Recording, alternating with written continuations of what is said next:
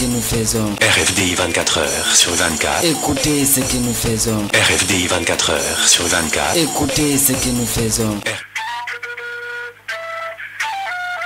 Lowdi musidal ka radio Fouta Diallo international talata wo talata suagutunoga yone nder Fouta Diallo. RFDI 24 heures sur 24. Écoutez ce que nous faisons. RFDI 24 heures sur 24. Écoutez ce que nous faisons. RFDI 24 heures sur 24. Écoutez ce que nous faisons.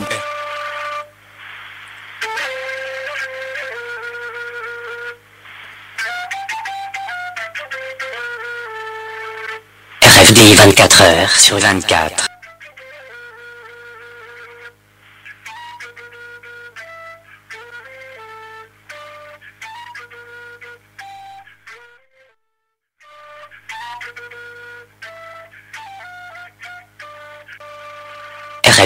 RFDI 24 heures sur 24. RFDI 24 heures sur 24. Musidɓe heddore radio Fouta Diallo international radio Fouta point info heɗitoɗen.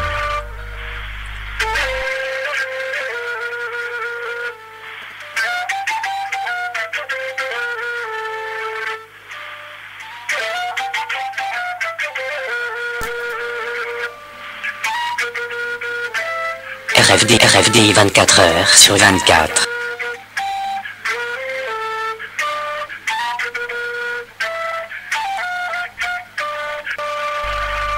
Musidɓe heddore radio Fouta Diallo international radio Fouta point info heɗitoɗen.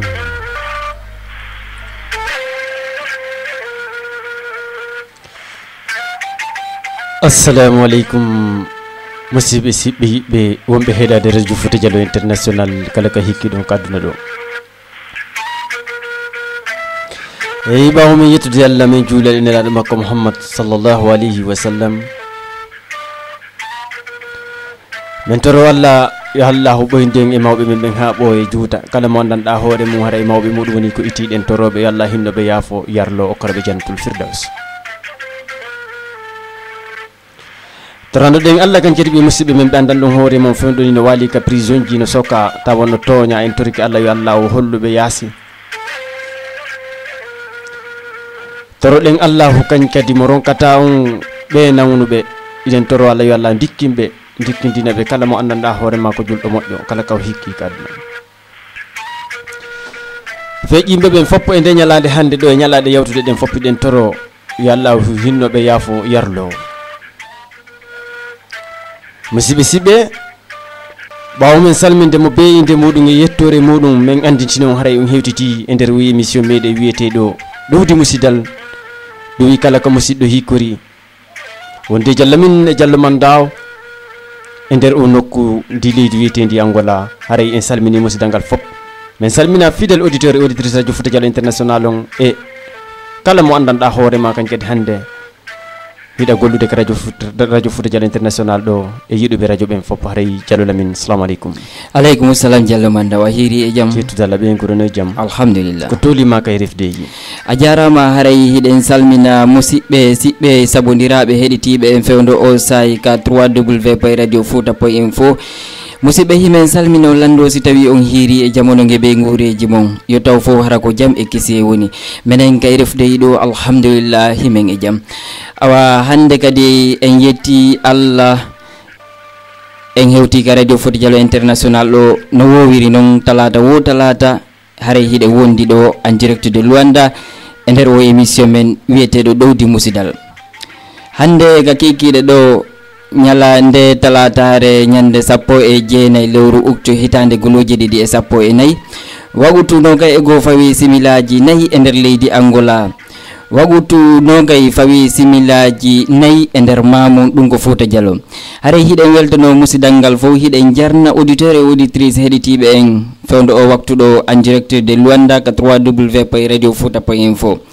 salminen ɗon kadi musidɓe heɗitiɓe en ka téléphone ji maɓɓe sengo États-Unis ɗum hino nawaniɓe ton ka ew numéro 401 34 707 61 maɗum musidɓe hikkorɓe sengo France kamɓe kadi ɓe jogui numéro moɓe wawata nodit ɗum ɓe heɓat ɗum RFDI al live ɗum ko France métropolitaine ka numéro 178 90 07 05 haray ɓe wawi hendade ɗo radio Fouta Diallo international sina ɗum hiɓe wawi ɗaɓɓitude kadi ka site partenaire RFDI on ɗum ko www.fulanifest.com ɗon kadi ɓe wawi hendade ga www.fulanifest.com bar radio Fouta maɗum ɓe tawen ka Skype fi participegol en direct auditeur ɓe ɓen adresse Skype on ko rfdi.fouta fi windangol men ɓatagoro ka RFDI ɗo haray ɗum ko rfdi@live.com maɗum waɗon rfdi@radiofouta.info haray noon hande kadi Diallo Mandaw en hewtiti e nder nden talatare ka kikiɗe ɗo ɗen e wondude koɗo tedduɗo e ɓe meeɗino hewtude ɗo hande haray ko lawol maɓɓe ɗimmol e nder o émission men ɗowdi musidal hiɓe make monsieur Sadio Barry ko kamɓe woni administrateur ɓe ndellore wiyetede guinépresse.info haray info hiɗen humpiti fi guinépresse information jiɗi ɓe jonnata hen ɗin haray hiɗi kelɗi hiɗi newi haray Diallo Mandaw en wawa salminde hoɓɓe men ɓen wernana en ɓe ka radio Fouta Diallo international ɗo e nder o émission men ɗowdi musidal kono woniri Diallo Mamadou Lamine haray comme no yiwowɗe yewtirde ni Sadio Barry komo yiyade mo woodi kono mo nanade fi makko haray no fanɗi haray hande kadi kanko woni koɗo men o haray monsieur Sadio Barry assalamu aleykum. Assalamu aleykum on jarama musidɓe yiɓɓe tana ala toon na o ala o noon le yettude Allah ɓe gurde nden toon foppuno e jaam e foppi ɓe jaam awa ko tolimo ka radio Fouta Diallo international monsieur Barry haray on hewti e nder o émission meɗen ɗowdi musidal ɗowi kala ko musidɗo hikkori haray andi toon kañ kadi haray on woodino on rewino ɗo nden laawol haray men tolnaw men accidam taw hiwrodiren e musidal siɓɓe ngal on tuma naaten e lande ɗen ko tolimo allo monsieur Barry oui min inni ko tolimo ka radio Fouta Diallo international ɗo haray men acca on hiwrodiron e musidal ngal taw on tuma naaten e yewtere nden si Allah jooɓi on jarama subhana rabbi Allah wahi bihamdi allahumma salli ala muhammadin wa ali muhammad miɗa jetta kala musidɗo yiɗɗo haali pular e jeeyaɗo lagine woni pullo wona pullo e kala ko musidɓe men e yimɓe leydi men hikkori e nder aduna o min ko Sadio Barry ko Allemagne mi jooɗi e ko min woni administrateur site internet inneteɗo on guinépresse.info komi ingénieur en informatique har mi jangi électrotechnique lagine en fait électromécanique Allemagne ɗo mi jangi informatique miɗan gollude en tant que wonɗo windude programme code informatique logiciel ko ordinateur giɗen gollirta ko miɗan jogui sonnajo gooto e juuɓe tato Allah wurnu barkina nam monsieur Barry na hande men fala tun fi en fuɗɗo yewtere nden yetoɗon men ko hande tuma nde lowru wiyetede Guinépresse créa e ko 2007 Guinépresse créa kono ko 2008 o lança donc création ko 2007 ko 2008 o lança est ce que hande Guinépresse no wawi men yewtade monsieur Barry no wawi men yewtude ko femɗo ni haɗa Guinépresse à peu près lecteur ɓe maɓɓe hewti niveau hombo e fewno ɗo ni si tawi goɗɗum wona si goɗɗum no yani lagine ma probléme no yani manifestation ma ɗuma meɗen yaha han 7000 lecteurs par jour Non, c'est bien. Nam joni monsieur Bari naten e yewtere meɗen nden ɗen andi hande lagine ka meɗen ɗo ko fi ɗum woni ko mapini en fop e duuɓi buyi yawti lamɓe buyi yawti hari no jama on no wullude fi soñdia hande hari no wiyede démocratie ala hande lanɗo o natiduɗo kañ kadi ko wiyete démocratie kon hewti kono hani yimɓe ɓen no wullude yewte men seeɗa haray ko honɗum waɗata sifa ɗum ɗo monsieur Bari. En fait ko wona wonɓe innude démocratie naati kamen ɗo c'est que hendin ko hoore fenale jooɗi so yi yimɓe ɓen no wullude ha joni hande yimɓe ɓen no wullude ɓuuri hanki c'est parce que wona e hoore gonga jooɗa iɗen ɗaynude hoore men par ce que ay son heɗike politicien ɓe ɓen wonɓe ɓen ka opposition si ɓe wolude fiijine kamɓe tigi ɓeydna nous sommes en démocratie c'est à dire koye démocratie wonɗe andi wonɓe ɓen ka opposition si kam ɓen ɗon tigi inni koye démocratie wonɓe ɓe wooli ɗum ɗon institution international ji ɗin portoɓe ɓen ɓen ɗon fof ɓe nani ɗum iɗon andi haray ala koɓe reprocha régime on en place naturellement ko ɗum waɗi lanɗo on lagine si o yalti e hoore koko woni bonnude fof koko woni warde fof koko woni barminde fof si o yalti ko jaɓɓa o ko jaɓɓa si ɓe présente ɗe mum ɓe nan le premier président démocratiquement élu c'est à dire ko président démocratique leydi donc ɗum ɗon yimɓe mere no miiji donc en Guinée hande ko démocratie ko ɗum waɗi piiji ɗi fof no newnani mo mais mi sikki ɗum ɗon noon ɗum change ay woni hewti ko ɗum ɗon waylito wona honno si ton inni wondema président ko président démocratiquement élu on inni ɗum ɗon change ay woni haray ko honɗum faala ɗon yewtude ɗon si mi fiyo men faamu on yii ɓe surtout média ji ɗin ka ɓaawo portoɓe ɓen wonɓe tambitade nguulaamu fii tun imo wallude ɓe no ɓe jiiɓitira e jawle ɗen leydi ka leydi men ɓen ɗon fewndo ɗo sabu mi annda honno ɗum innete pulaar irresponsabilité kañum o lamɗo e gouvernement gonɗo on lagine fewndo ɗo bonere ñamaɓɓe nden penale maɓɓe nden hande no ukkude aduna fof e probléme e nambara ngu ñaw o Ebola ko woni raɓude e aduna o fof hande c'est à dire hay si yimɓe ɓen ala wolde taw fi mum tigi tigi fof no andi ko tawi laamu kelɗungu ala lagine yimɓe minnuɗuɓe fewɓe anamɓe leydi maɓɓe anande aduna on ɓen na ɓen woni ka laamu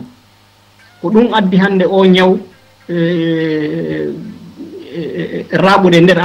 raɓude aduna on fof alors que e nder lewru aranuru ndun ko ñaw on fuɗɗi ɗon famille mo ñaw on adi nangude on nawnande no wawno hattude e ɓen ɗon si laamu ngun ƴettuno mesure ɗi kono lagine e jokki e yeddugol e suuɗugol e fenugol hamɓe naɓi yimɓe parti e Alpha Condé on tigi Masanta en Guéguédou en hamɓe yehi ɓe attaque Médecins Sans Frontières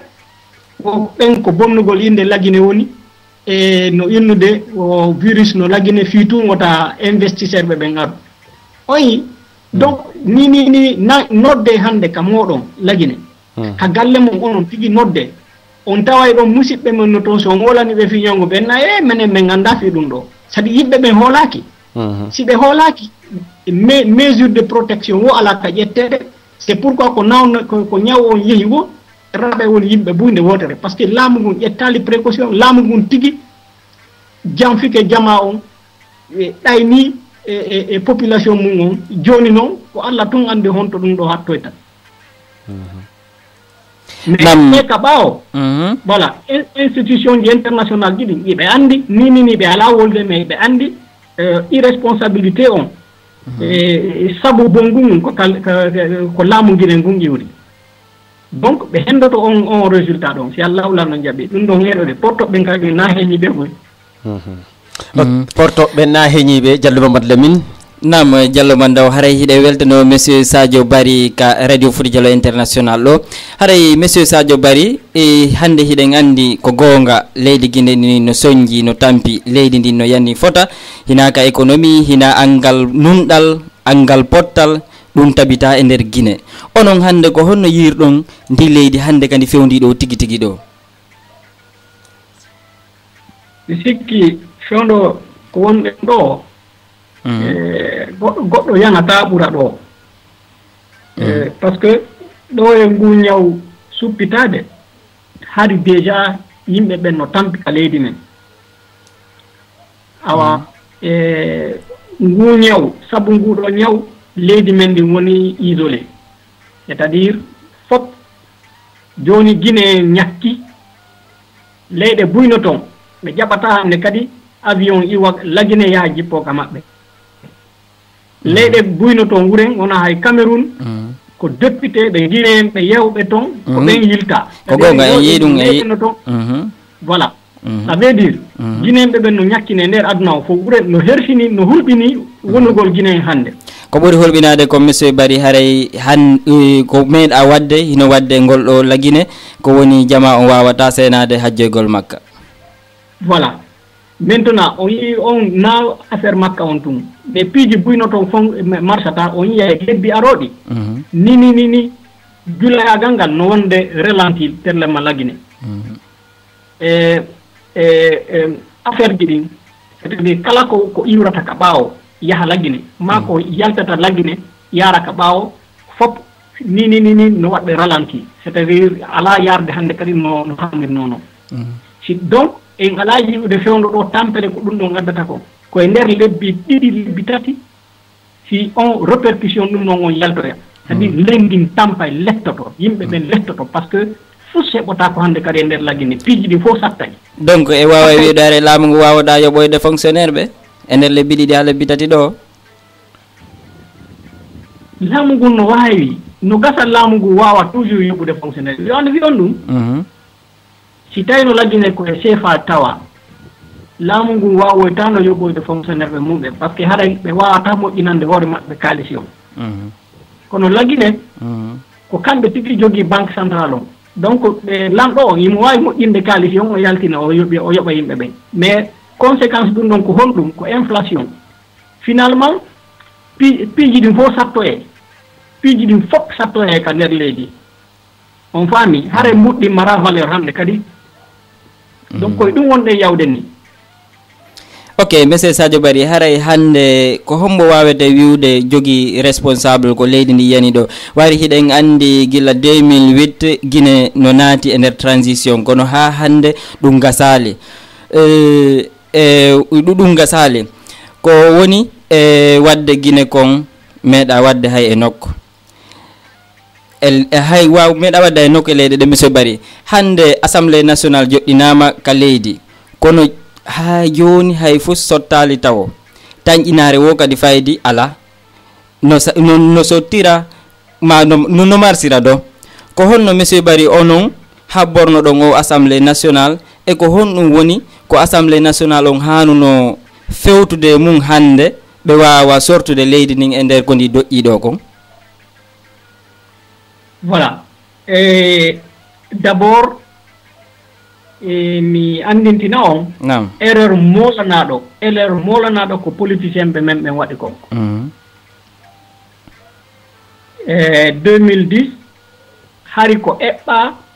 ko assemblée nationale on taw législative on waɗete si présidentiel on waɗe si président on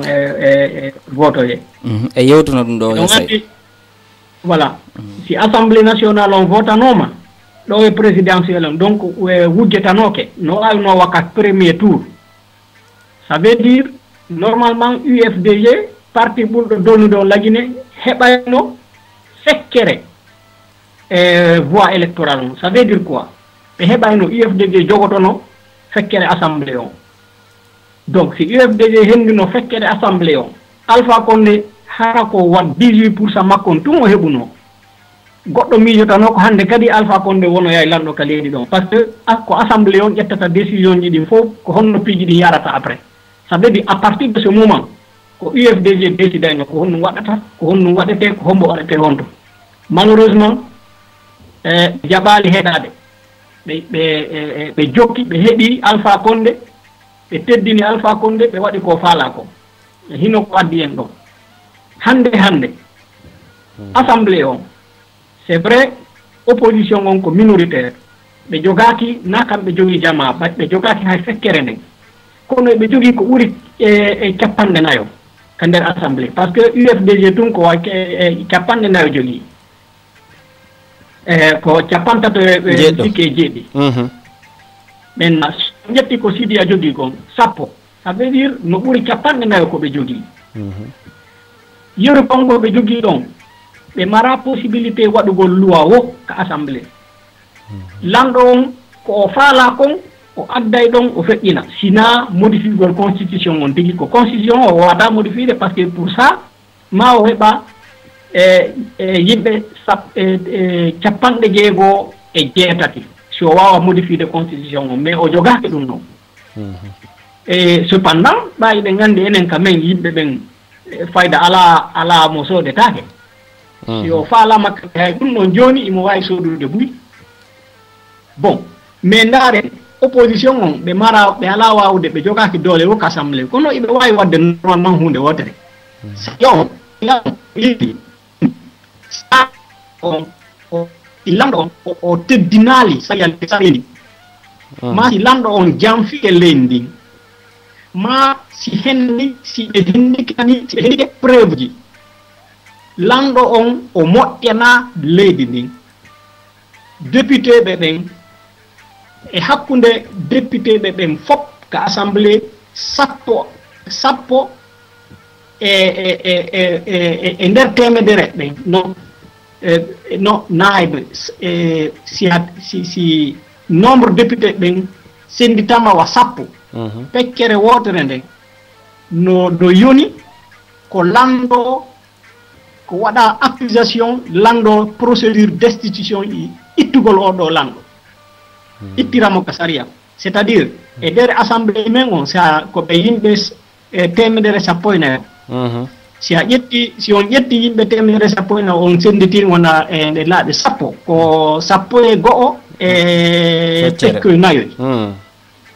ça veut dire ko 11,4 donc normalement député ɓe sappo e ɗiɗo yoni ko engage hannde ko signa papier inna joni kamɓe Alpha Condé wona lanɗo moƴƴanɗo leydi ndin o ala respectude e saria leydi ndin donc et puis imo lancude jawle leydi ndin imo sendutude ɓiɓɓe leydi ndin donc ɓe waɗa engagement e ɓe winda ɓe nakko yo Alpha Condé itte koyo condamné koyo jugé o condamné ɓe joguinde en doole yimɓe sappo e ɗiɗo pette hakkude maɓɓe no jogui ɗen doole si ɓe waɗi on demande assemblée on ko obligé ko obligatoire session on ɓe waɗay vote e bulletin caché ɗum ɗon kadi no windi ko bulletin caché komo kala e andotako ko hombo indi ɗum ɗon no jaɓɓi ɗum ko hombo sali ɗum iɗon andi si ɗum ɗon waɗama joni Alpha Condé no wawa liɗede par ce que ko forestier ji woni ka hoore assemblée si ɓe voti bulletin caché miɗan andi hande sosoɓe ɓurɓe ɓen yiiɗa Alpha miɗan andi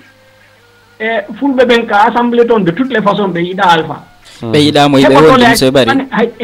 haysi ko maninkaɓe seeɗa ɓe yiiɗa kadi Alpha maintenant e hoore ɗum ɗon hara ɓe andi kadi si ɓe voti ɓe jaɓi on proposition mise en accusation président on si ɓe jaɓi ɗum ɗon Alpha Condé si yanni joni ko wonɗo on hande ni ka hoore assemblée wonoyta président ça veut dire forestier ɓen waɗe bloc wonɓe ɓen ka RPG wonɓe ɓen ka opposition forestier ɓen fof gota fi mum donc si ɓe engagé ɗum fewɗo ɗo no wawi wonde ko Alpha yana ɗum noon hay 2015 hara hewtata ko ɗum min komi landi en fait komi landi UFDG no jaggi yimɓe ko yata capanɗe tato e jeeɗɗi voilà donc hay si ɗi a partie ji jaɓali waɗude normalement UFDG no jogui hande doole fi liɓugol alpha ka assemblée iɓe jogii ɗen doole hay si o yanaani fii makko yanayi par ce que si innete e nder aduna o fof Afrique ko kanko woni président arano mo assemblée waɗi recours pour la destitution iɗo anndi ɗum ɗon ɗum bonna inde makko ne certainement si ɗum wonnama jooni RFI France 24 chaîne de télévision radio ji aduna ɗin fof inna lagine pour la première fois e procédure de destitution waɗama contre président jo et donc ɓe woolay noon ko honɗum woni sabu ɗum e nder sabu on wowlete alpha teddinaali o teddinaali saria lendi par ce que constitution on no innuno si o woni président e nder balɗe capanɗe jeegoo hikkiɗe ɗen ko nooma ɗon imo haani présentude ko jogii kon jawdi ko jogii kon déclaration biyenji makko ɗe fof imo haani déclarde constitution o no wooli ɗum mais o jaɓaani ça veut dire il a violé la constitution e tan Alpha Condé yimɓe fellaaɓe ka nder leydi victime ɓe yehi porti waɗi plainte ka justice yehi ka saria justice on sali ƴettude plainte maɓɓe on e tan Conté hay si ko Alpha Condé waɗno plainte e tan Conté justice on ƴettay noon ça veut dire sa yi hannde sa waɗi si goɗɗo waɗi plainte justice on suɓay ko hombo plainte mum ƴettete ko hombo plainte mum ƴettata ça veut dire ko lanɗo on woni e ɓaawo mum et puis Christian so wowluno ɗum o rowani o falanno démission nde o inni o par ce que Alpha Condé no waɗde pression hoore maɓɓe no won Alpha Condé no tindinde ɓe ko honɗum ɓe waɗata ko honɗum hannde ɓe woni ɓe hana wadde donc ɗin preuve ji kadi no woodi minen meɗen jogii fof normalement meɗen lanndi opposition on no faala noddude paykoykoy ka hoore laawol yo ɓe yaltuɓe manifesta par ce que Alpha Condé alaa jaɓude respectude accord ji ɗin ɗo yo ɓe yaltude noon ka laawol paykoykoy mani iɓe anndi si paykoykoy yalti manifesti yimɓe warate si yimɓe warama fuu si yaltoyta ɓaawa mum ene iɓe jogii sawru ndu sawru kaka assemblée woni iɓe jogii sawru ɓurndu muusude hoore Alpha Condé hara ko Alpha Condé tun lappete goto tampata kamɓe ɓe barmata goɗɗo barmata lagine haɗi ɓe itudinan ɗum ɗon sawru kono woniri wayru Alpha kanko tigui o wiwno opposition on hannde kadi o yiiɗa yoɓe cippiroy ka hoore laawi cippiro gongo ka assemblée nationale woni voilà ka assemblée iɓe jogii ko ɓe rewra hoore makko haɗi ɓe utilisa ɗum joni no monsieur Barry tañƴini ɗon haray fewɗo ni opposition comme no yewtiri ɗon ɗo ni haray ɓe anda fi mum ka ko honɗum tañƴini ɗon waɗi si ɓe sabbiti ha jusqu'à présent tawa ɓe rentiɗi probléme ji ɗo ɓe réagi sali e feeɗum muɗum hara ko ɗum waɗi ko piiji ɗiɗi wonata sabu ɗum so yi ɓe waɗali c'est soit ɓe anda fi mum par ce que ɓe ala janngude ɓe ala janngude kamɓe tigi ɓe ala janngude saria kaydiji ko ɓe jogii kon ɓe ala janngude sariyaji ɗi ma ɗum ɓe jogaaki ɓernde mum nden ɓe jogaaki courage mum c'est à dire iɓe faala dartade Alpha kono ɓe suusata hara ko honɗum ɓe hulata tañƴiɗi ɗon non iɓe wakkili noddugol paykoy fi yo koyɗo darto Alpha kamɓe on tigi ɓe falaka mo dartade ah bon mais c'est ça par ce que iɓe wawi mo dartade hara kural gotal fellaka ka assemblée iɓe jogii saria juuɗe maɓɓe ko ɓe waɗa plainte hoore Alpha fiyonno ɓe watta si yiɗi wota plainte on ƴette mais haɗi kamɓe ɓe waɗa no gasa joni ɓe waɗa wayru buy e maɓɓe no heeɗi en fewndo o sahi monsieur Barry en tout cas si tawi ɓe wakkili noddugol paykoy fi yo darto Alpha Condé kamɓe tigi yoɓe waɗu fi Allah e nelaɗo ɓe darto taw Alpha Condé jama lagine o wiya ɗum noon joni c'est famille voilà siɓe dartoto Alpha ɓe felletake piyetake ko kaydi tum ɓe signata ɓe déposa ɗowdi musidal ka radio Fouta Diallo international talata siwagutunoga yoni nder Fouta Diallo ok monsieur Barry joni min faala andude si tawi woni ha rapport relation no woodi seeɗa hakkude mon onon e opposant ɓe ɓen toon seeɗa par ce que si tawi woni suga onon ɗo jogui sugadi idée ji ɗo o yi hani emetaka si tawi woodi no woodi ɓe on ɗo yewtude e muɗum fimu e si tawi ala min fuɗɗike yewtude e opposant ɓe goo hay o semaine feƴƴuɗo ɗo e nde yontude feƴƴude ɗo min e Baydi Aribo min yewtani e normalement meɗe hani fottude fi min yiida min jonnodira haqqil ko honno ɗum wawata yarde ko honɗum ɓe wawata wadde e yaltingoy par ce que min komi inni baydi peut-être min mi hoolaki ancien ɓe ɓen c'est à dire mawniraɓe men ɓen assemblée c'est soit kono milan tangini pay koy wonɓe ɓen jeune génération men on si baydi muuɓi joni yimɓe 12 e ɓen ɗon o fawi hoore makko ɓe woni 12 kamɓe ɓe wawi wayde donc e hoore ɗum min e baydi men yewti mais milan tangini en tout cas baydi ni wo ka si assemblée o natama prochainement ɓe engagé ɗum ok naam haray si assemblée natama bayde engagé ɗum joni yewten seeɗa kañ kadi ɓa hiɗen wolde fi 2015 fichier électoral mo andan ɗon hoore mo fenɗo ni ko kañum fewni ɓe yewti no wondema haray woodi ko change aton wono waymarque yeehi ɗo kañum e ɗuma sabari technologie wonnoɓe wadde pi donc hannde en hewti kanaɗa hoore ma ko fi o fichier électoral est ce que o fichier wonɗo ɗo fewdo ɗo ni tañƴini ɗon kañ kadi si o yarama 2015 ɗo ko honno yiruɗon haray opposition si opposition on no faala jonnutude alpha laamu ngu wona no ɓe waɗirno no 2010 iyo ɓe yaadu oɗo fichier allah no anndi yaadugol e oɗo fichier no wayiwa defangol alpha Condé sunna kadi yaha ɗo ɓe yaha jonnomo e hoore teddungal ah bon fi hon ɗum par ce que oɗo fichier alpha Condé fendo ka législative ji o ɓeydino fekkere million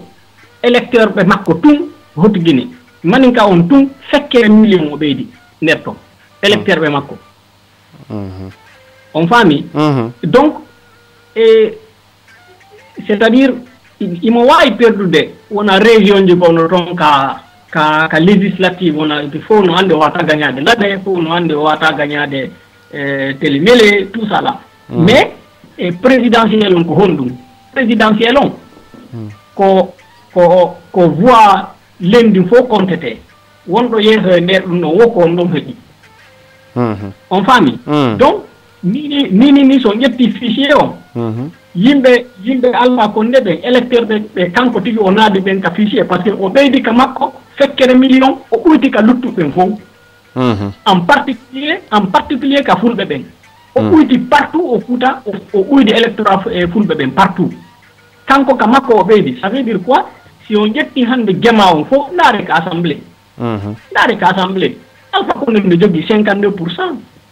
C'est on 52% no yoni ko heɓa présidentiel on ka premier tour hara tour ɗiɗaɓo yahaka donc si opposition on jaɓi yaadude oɗo fichier c'est que opposition ɓe jamplike e hoore maɓɓe ɓe jamplike e jama on lagini hay si tawi monsieur Barry hay si tawi waymarque sabari technologie remplaçama si waymarque technologie remplaçama fichier on remplaçaka haray ala ko nafi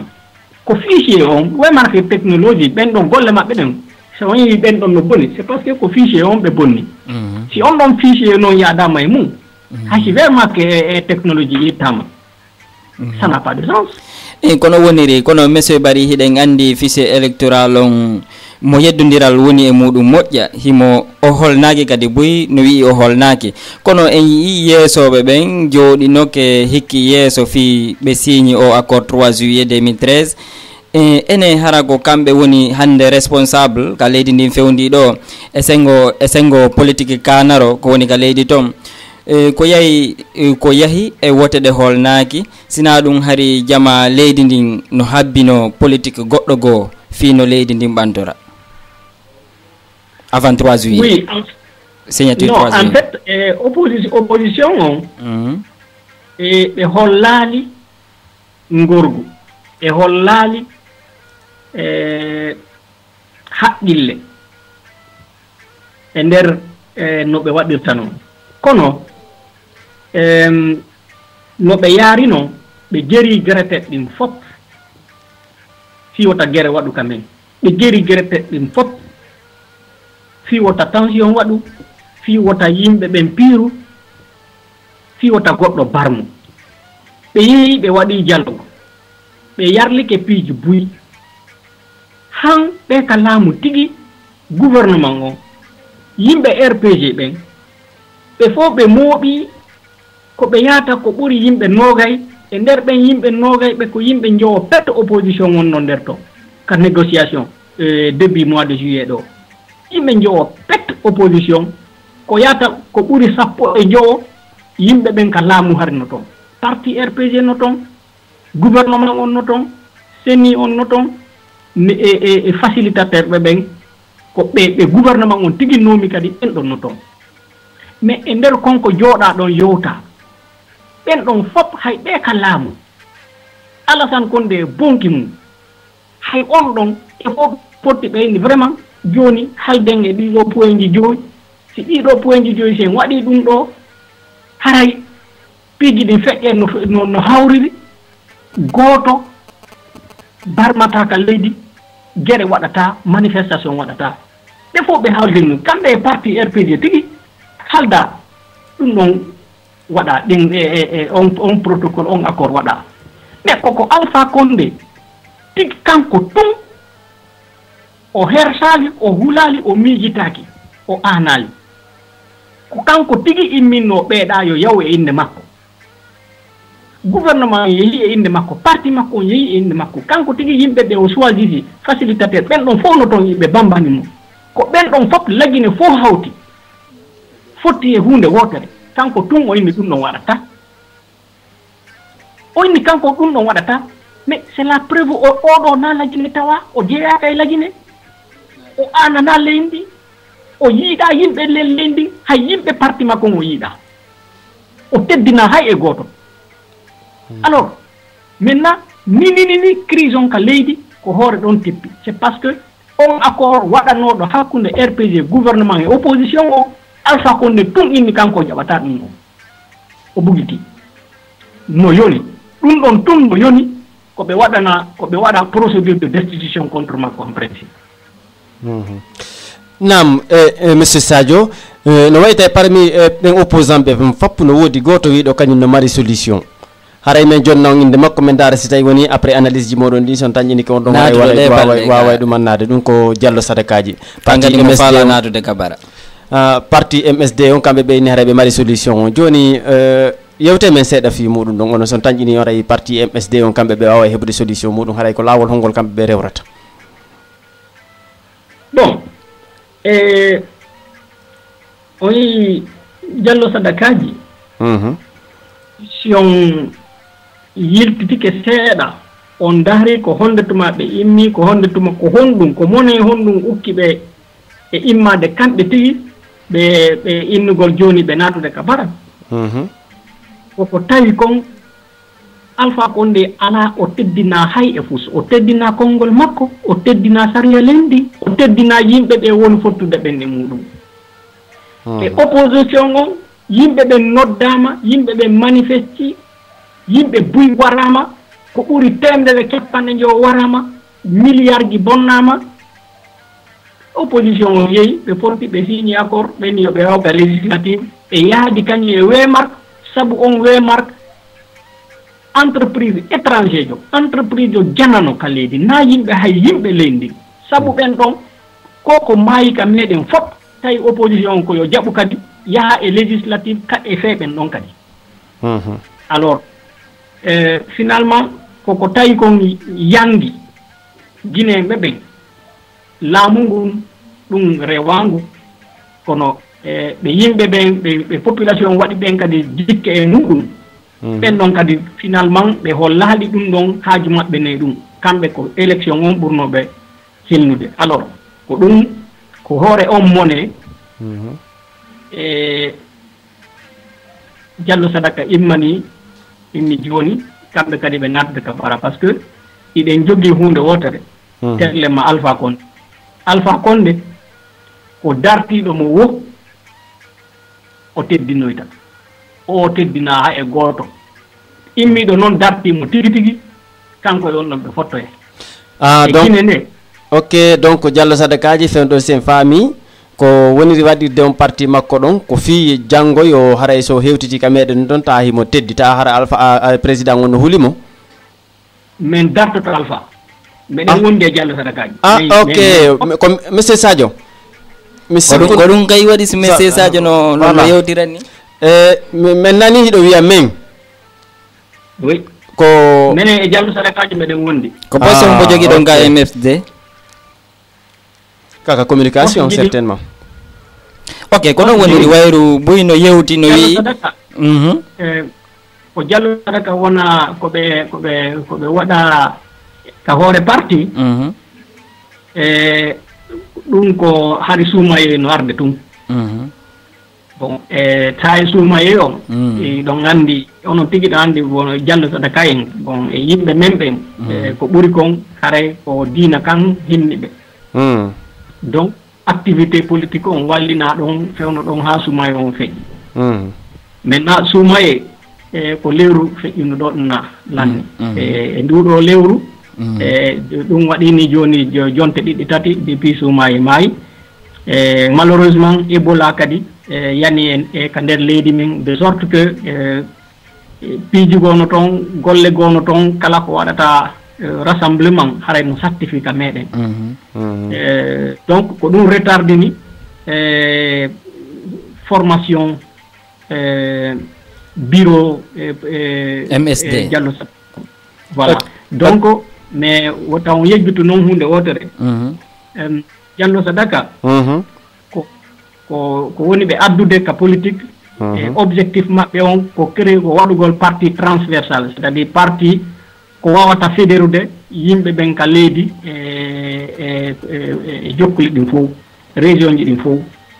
donc ɓen il a besoin ma ɓe heɓa possibilité contact suffisant yiidigol e yimɓe hanuɓe yimɓe kelɗuɓe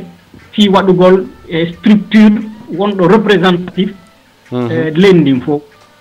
sa heñike sa waɗi suɓa ɗum e hoore heñare a waɗi parti a ƴetti kisan a ɗumannike ɗo andi ko yimɓe ɓe annduɗa ɓen wonɓe ɓen takkoma ko ɓen wawata wadde ɗum ɗon le sen waɗi ɗum hannde ka men haray ɗum ko yimɓe village ma o ma yimɓe région ma o ɓurata ƴettude ko ɗum ɗon ça ne répondra pas ɗum ɗon wonata reflétata e miijo maɓɓe ngon fi fédérugol lagine fof contre Alpha Condé. Ok, monsieur Sadio, monsieur Barry, hande si mi nani ɗon yewta inna men ko menen haray no wayta wasi tawi woni joni haray ko carrément joni fenɗo ni on holli fondema onon parti moɗon on ko MSD joni ɓe faala andude tun hunde wotere est ce que ko saabu mbuuɗi Diallo Sadakaji ɗi waɗi si tawi woni hande ɗon tawede ka parti makko ɗon mais 2010 men fof men moɓino men souteni UFDG est ce que ko saabu kalifiji jeune waɗuno ɗum non no gasa hara fewno on tuma kanja par ce que onon o meliti on yewti ɗo wondema o yewti onon e on woni ka Alpha Condé o woni ka UFDG donc hande hiɗon ka Diallo Sadakaji ko honon objectif moɗon ko honɗum tigi tigi on par ce que hande Diallo Sadakaji o anda o ina aucune notion hay fo so ala fewno ɗon ni fitene sengo ko wiyete fi laamu ka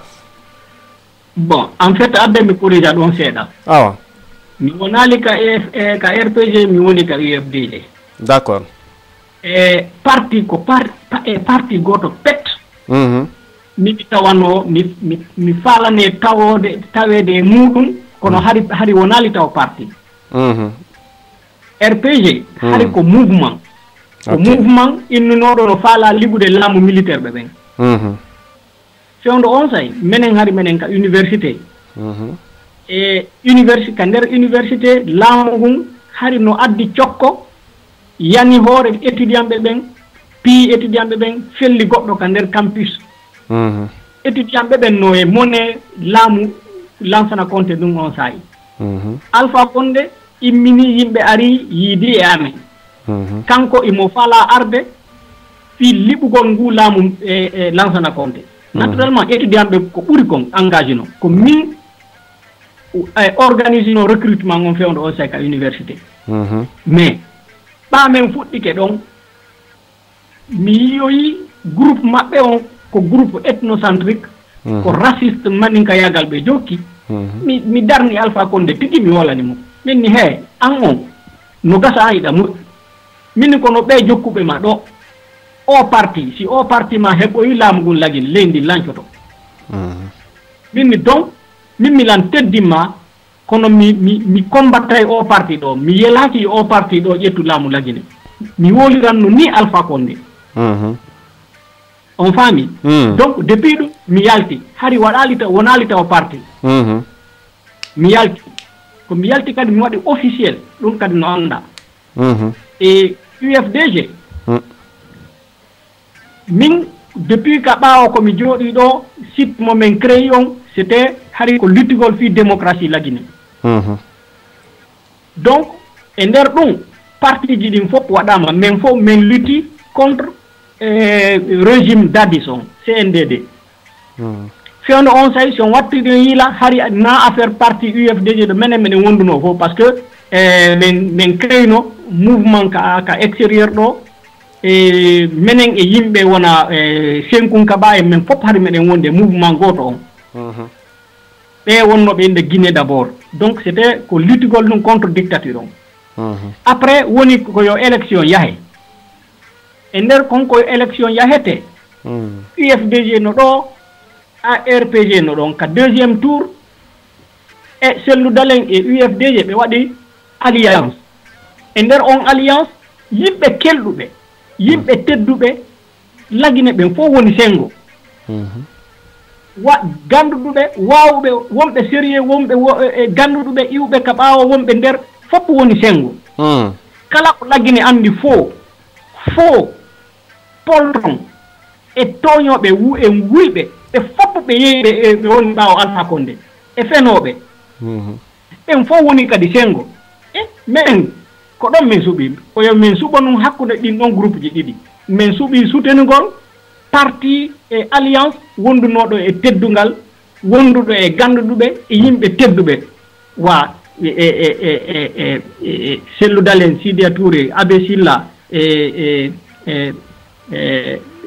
Badi Koyen ɓen fof no e alliance goto on ɗon alliance no eɓɓonire nu e alliance ko Alpha Condé Mamadou Sylla e Fodé Bangoura woni eɓɓodira kono ɗon ko min fal ande est ce que ko après avant alliance wonduɗon e Cellou ka ko affaire alliance on tun ko ka fewdo alliance ɗon min souteni c'est à dire kaka second tour men koko yahete ka second tour min souteni clairement Cellou Dalein c'est à dire alliance Cellou mais avant d'aller au second tour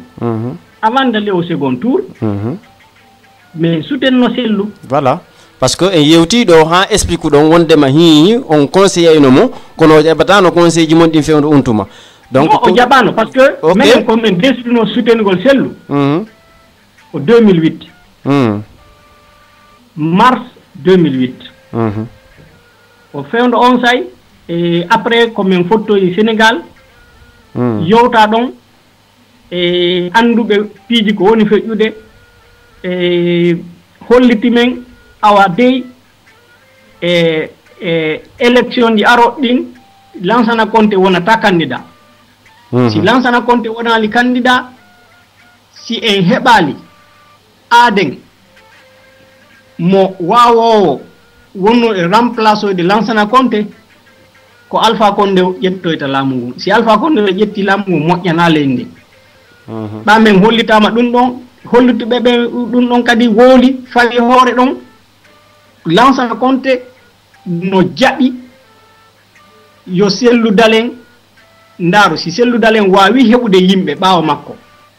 e o waway gagnade élection on Conté no jaɓi jonnugol mo laamu ngu ko ɗum men hollita en mars 2008 Dakar alors sabu ɗum min mooɓi en fuɗɗi soutenede Cellou fewndo on say a wowlatano inde Cellou sa wolino inde Cellou ko fulɓe ɓen tigi wonnoma yennude donc ko menen e en particulier min e Koto Kile ako menen wonno windude ka kene min fuɗɗi windude lansugol image Cellou on ko menen fuɗɗi windude positivement fi Cellou lansa Cellou et en ce moment hade fof no yennude men no wonno waɗirde fewndo hande ni e Sengo Diallo Sadakaji effectivement voilà maintenant à deuxième tour min konko min wonno soutende Cellou fop ko deuxième tour on ko hewti min ko Diallo Sadakaji contactin men ko deuxième tour on hewti deuxième tour hewti Diallo Sadakaji min contacté ɓe Diallo Sadakaji innimi écoute miɗen yiwde golle mon ɗen no kelɗi min e nder ko min faami iɗon andi Alpha Condé moƴƴa par ce que on naɓiɗi e makko on wondino e makko iɗon andi mo neɗɗo on et puis on noon ko hottugine mawɗo iɗon wawi en wallude walla noon en sellu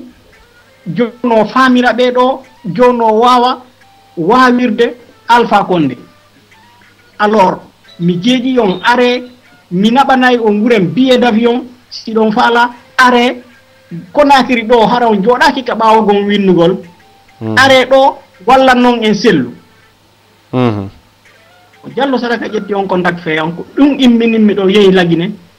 ko fi gollal ngol no sellu fi yo wawu e yo wawu folde Alpha Condé ko jelu Diallo Sadaka yeɓuno on fewn ɗon say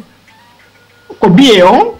ko billet on o remboursé mi yaw ha Guinée ɓa mi hewti Guinée il a remboursé le billet ɗowdi musidal ka radio Fouta Diallo ɗowdi musidal ka radio Fouta Diallo international talata wo talata siwagutunoga yoni nder Fouta Diallo ok monsieur Bari haray hime weltano on hime jarna on ko wonɗen yewtude ka on ɗo ka radio Fouta Diallo international nam hakke mi ladditino ɗo nam donc e nder ɗum min konko min waɗi woni toon piiji buyno toon ko wonno yande mimi andinayno sellu ɗum ɗo si yaari ni moƴƴanoytama ɗum ɗo si yaari ni ala komin gerali na noon haɗi na min tum kenen si mi wowli ha mi ronki mi noddayno e Diallo Sadakaji tigi minnayi Diallo Sadakaji wajo sellu fi ɗum ɗo sellu jaɓali fus o jaɓali heɗade fus mi ƴetta exemple goto ka suumaye ɓa innama yo élection o repoussé han suumaye feƴƴa mi andinno sellu en min ha so yi Alpha Condé ɓe cattike fiyo élection o waɗu hara ko ɓawo suumaye waɗi iɓe andi si suumaye hewti prix ji ɗi montay si prix ji ɗin ƴawi wonay ko commerçant ɓe ɓen si woni ko commerçant ɓe ɓen o innay ko fulɓe ɓen donc jama on nder leydi jama on añaya e fulɓe ɓen par ce que o waɗay campagne o inna fulɓe ɓen sattini piiji ɗin e nder suumaye o donc si suumaye on feƴƴi tun inna e yahaka élection a tawa yimɓe ɓen no wondi e gakke terema meɗen ɓen ni wotawa jaɓ ɗum si tawi ɗon ɗum ɗon waɗi a jaɓi ɗum ɗon waɗi ka suumaye fuɗɗoto ɗon aru ka radio waɗu communiqué landoɗa commerçant ɓe ɓen fof jeejaɓe fi Allah e nelaɗo yoɓe ɓuytu si ɓe ɓuytali e coggu maaro on si ɓe ɓuytali piiji ɗin ka marché wotta ɓe ɓeydu d' ailleurs lanɗoɓe yoɓe ɓuytu min tigi mi immi mi waɗi Conakry mi waɗi Kindia mi waɗi Mamum mi yehi han kankan ka nder marché ji yidugol e commerçant ɓe ɓen si tawi si sellu noddi yoɓe ɓuytu piiji ɗin si tawi ɓe wawa ɓuytude ala komi wolanaka commerçant ɓe innuɓe ɓe ɓuytay si sellu inni yoɓe ɓuytu ka suumaye innuɓe ɓe ɓuytay ko fanɗi ko innuno ɓen ɓe ɓuytay 25% prix ji ɗin ko ɓuri kon woɓɓe innay lam ɓe ɓuytay 100% woɓɓe inna ɓe ɓuyta 50%. min holliti ɗum sellu e nden ñande ko honɗum ɓe jaabi ɓuren ko Aliou Condé takko sellu ko ɓen on ɗon jaabi noon wo kamɓe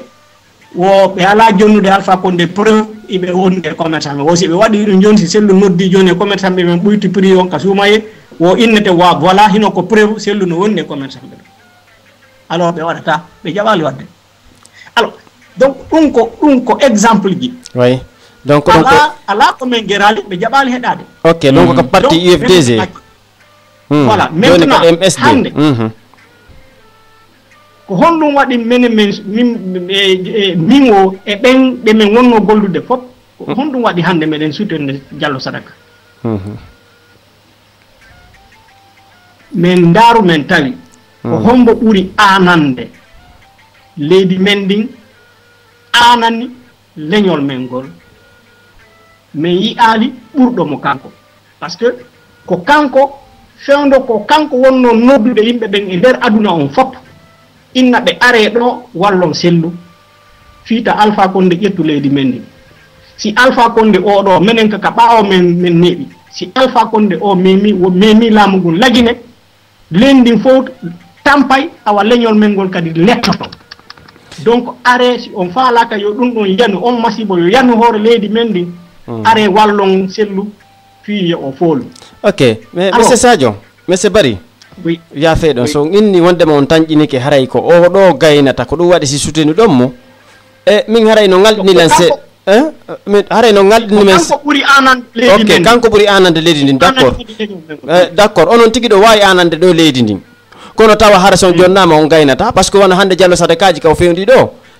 min mi andiramo notion mi yaali biographie makko on kala ɓanni wondema o janggi ha tel nokku donc hande si on jonnama laamu est ce que watano wa laamuji yawtuɗi ɗi wono Lansana Conté ɓe wonno ɗe wiide haray ko ha 5e année janggi ɓe ene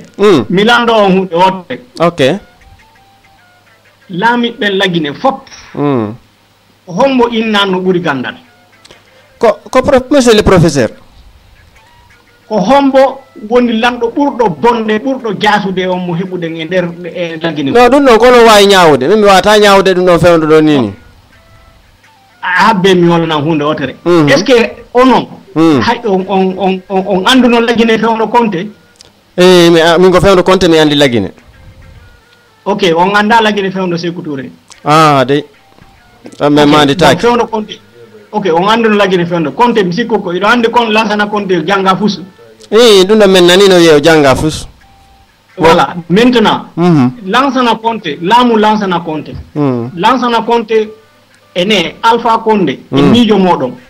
ɓuri Lansana Conté wawugol gérugol leydi ndin d' après les perspectives ko waɗi kon golle ko waɗi kon minen min innayi wondema haray kanko golli golle ɗe annduɗa hoorema yiike minen ko yaasi noon min woni par ce que bi oɗo laami min mi alaka leydi toon donc ko wona wowlede wondema gollama kon eko yiya kon ko ɗum ɗon mi wawi ñawude haray ko waɗi kon no ɓuuri par rapport e ko jooɗino ɗo kon awa mi andina hunde wotere Diallo Sadakaji ko aaden yangiɗo golli ha o heɓani hoore makko o ñiiɓini o wawi gérde entreprise ñiiɓi o réussisi e nder aduna makko e hoore lakkere makko imo andi no yimɓe gérirte imo andi no jawdi gérirte imo andi no société gérirte imo yurme kadi e yimɓe leydi ndin bon si min nani ɗo yewta ndema haray o ɗaɓɓi yangani ke jawdi minen min nani jawdi makko ndin ko jawdi jinna haray kono ɗum noon sifori iɗo andi jawdi jinna ene wallelam min kadi mi anda on to ɗin non min nanu ko wona wonde ko par ce que minen kono andi onon andi mo minen komin yii kon e komin nani kon komin ɗum ɗo min wawata ñawde fewɗo ɗo ni ɓe innama oya noon Diallo Sadakaji ko jawle jinna o jogui donc ɗum watta minen tigui tigui hay minen terren kamen to joni min acci heɓude e coggu no min sodira caytuɗa mari coggu naggue a heɓata no sodira par ce que o ara e sodat ɗi foof on faami donc ɗen jawle ɗon honto ɗe woni iwde yewte min awa entreprise ji ɗin ko honto ni fuɗɗori ɗi haade hewti fewɗo hakke mi lando on d' accord iɗon hooli jinna no woni jinna ko jonnata jawdi no woodi wiyoɓe ɗum min mi anda ono ɓe woodi wiyoɓe ɗum awa mi wolana hunde wotere si tawi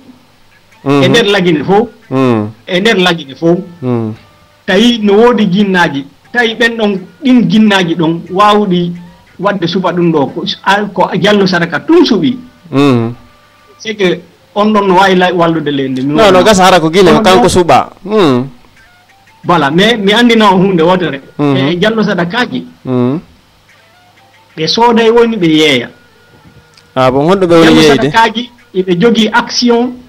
jogui action ji ka bourse iɓe jogui action ji e nder société ji jani wona Nestlé wona Adidas wona Google wona Apple ɓe wonɓe moƴƴinde ordinateur ji ɓe jogui action ji e ɗin ɗon fof donc eɓe jogui action ji ka bourse Allemagne eɓe jogui action ji ka bourse e New York eɓe jogui action ji ka bourse e française joni son famille si tawi no woodi toon jinnaji ko woni gerɓe ɗin ɗon bourse mi anda fimum mi hollaki noon ok d' accord c'est bon joni Diallo min yaafe tum ɗo ɓe yewti en fi faray ɓe waɗi ɗum ɗo ɓe to men joni tere sengo lagine on tere sengo lagine mbaare ko figgine wonɗe yewtude haray jallo sadakaji ko honnugo waɗani toon fi sukaɓe parce que ko ɓe wawano tamo gasa lammino haɗum ko société honɗum jallo sadakaji joɗɗini on tawa haysko yimɓe sappo no goɗode mum nafitora Guinée. Bon, mi wata natude wolugol taw fi société ji ma on yewti ɗo fi Google no habbe tum parce que ɗon ane fi on ɗum jallo sadakaji no moƴƴinade e yaltugol publiquement. Ok. Ma ko kamɓe tigi wawata yewtude fi hoore maɓɓe on taw si goɗɗo go fewtoya ɗon on meeɗi fo ɗum on meeɗi yewtude on ɓe wotere so yii yimɓe ɓen no inna jallo sadakaji ko jawdi jinna jogi c'est parce que iɓe jaɓude sendugol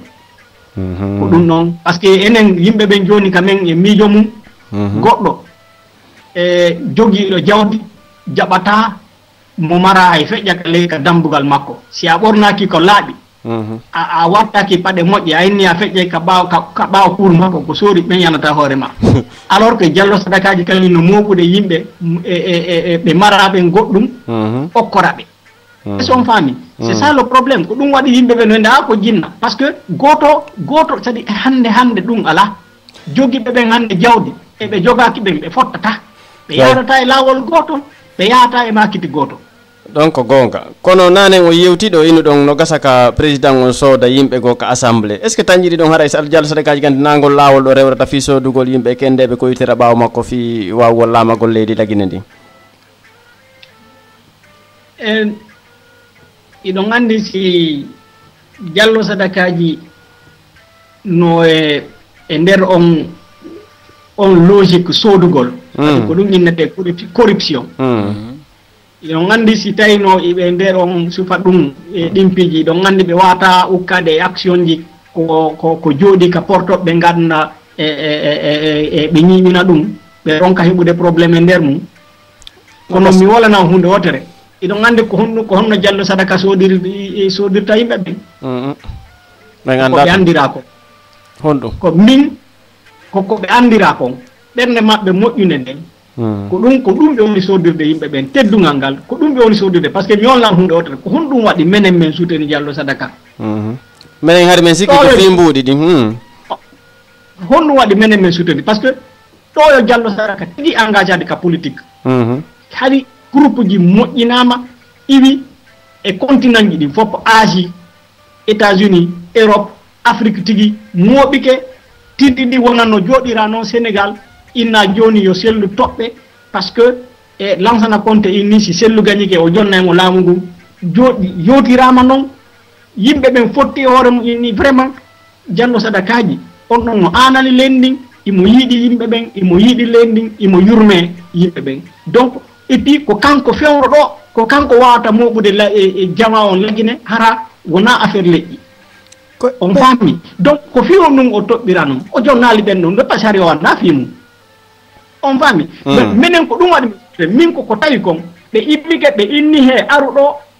sutana oɗo par ce que si on souteni oɗo joni si oɗo gañike danda e leydi men ndi mi daari mi tawi o mara nene goto nder ka nder e bureau politique sellu o mara yi'adenjo makko ka famille makko directement e ɓaawo sellu mais ko soutenirno sellu ko fiinu dandugol en danda jama on ko moƴƴere makko ɓernde e jigol makko lendi ko ɗum ɗon tum imo waɗi investissement kanko to imo contactude min sellu no andunolam meɗen yewtude ka téléphone toujours sellu nallan aduna arɗotona Sadio wallalam et pourtant haade haaju makko no e ballalam. Ok, monsieur Sadio Bari en direct ka radio Fouta Diallo international haray hino ɗo 22h03 minutes waktu no kay go fawi similaji tati e nder sare laɓe haray monsieur Sadio Bari hime weltano on himen jarno weltano auditeur ɓe men heɗitiɓe fewdo o say gila États-Unis ka téléphone ji mabɓe e o numéro 401 34 707 61 e France métropolitaine ɗon kadi hiɗon heɗitimen ka téléphone ji mon e o numéro 178 90 07 05 mbaɗum ka 5 janngo site officiel radio on ka www.radiofouta.info en live haɗa hiɗe wonde monsieur Sadio Barry administrateur ɓen ka e nder lowre wiyetende guinépresse.info haɗa monsieur Sadio Barry ha joni lutten e sengo MSD o ka Diallo parti Diallo Sadakaji o haray hiɗen andi Diallo Sadakaji himo tawano e toñaɓe fi o atanta 19 juillet 2011 ko waɗuno fi fi ko waɗuno ka Alpha Condé ko haray himo tawa ko toña e ɗum bili o toña ɗum o yalti leydi ndin ha hande o yiltitaki ka leydi tom haray monsieur Sadio Barry hande wiyamo Diallo Sadakaji feññini parti mum on ko mouvement pour la solidarité et le développement MSD e joni noon fof no andi ɓe wi'i mi anda agrément on o hendiki agrément MSD hara hiɗo wawi men laɓɓinande ɗon ko gonga o hendiki agrément on e hoore kadi soppa jenti to men nani wondema ko goɗɗo yeysodanoymo agrément on Guinée hara kono woniri nano woniri awa yewtene no woni d'abord mi corrige goɗɗum Diallo Sadaka yaltali laggine fi mo toña fi Alpha Condé en no inni imo tawa e waɗɓe ɓen complot 19 juillet 2011 kono gimi ɗum waɗi o tipale Guinée ka non abbe mi sifo joni en fait Diallo Sadaka yaltuno laggine hari deuxiéme tour o votaka taw on faami donc hari Diallo Sadaka iwi toon hari ɓe Sénégal donc konko feƴƴi laggine fof hari ɓe ala toon donc fendo ko ku on waɗi ma ko Alpha Condé toñata Diallo Sadaka hari ɓe Sénégal maintenant Alpha Condé tigi toñunoɓe mais procédure arano on waɗa ka instance ka justice guinéen o jaabi waɗi décision arano inni accusation ji ɗin yimɓe gono toon accusation on fondement o ala e mum na gonga ɓe woni innocenté e yimɓe luttuɓeɓen Diallo Sadaka no tawa e ɗum ɗon yimɓe luttuɓeɓen justice on inni ko non lieu c'est à dire ko Alpha Condé ma ko yimɓe laamu ngun tum inni ko ɓeeɗo kono fuu so holla tigi tigi iɓe waɗi goɗɗum ko kamɓe waɗi go hay si tawi goɗɗum no waɗuno nden ñande fuu so holla ko kamɓe waɗi donc justice on inni kamɓe kadi ko non lieu bawuren fof e justice on libéri kono Alpha Condé o waɗi recours o inni il n'en est pas question o oblige justice on yoɓe fuɗɗito e ñawon nden o naɓi ɓe instance ɗiɗaɓo mais recours makko on o fewtini tawa ɓen ka armée e tawa ɓen ka parti c'est à dire o terti Diallo Sadaka en donc o waɗali recours contre Diallo Sadaka en c'est pourquoi ka jugement procès 19 juillet on fi Diallo Sadaka en tawano ka toon donc fi Diallo fenno ko on procès waɗete hari innocence Diallo Sadaka on woni établi définitivement et juridiquement établi en Guinée donc o mara probléme on côté ɗon maintenant fi parti on Diallo Sadaka sinki parti ɓe guéri papier ji ɗin déposama fi légalisation waɗi lebbi 7 iɓe habbi fi yo laamu ngun jonnu autorisation légalisation o laamu ngun jonnali ɓe bugitaki ɓe jonnali iɓe fanki toon iɓe tippi hoore mum fanki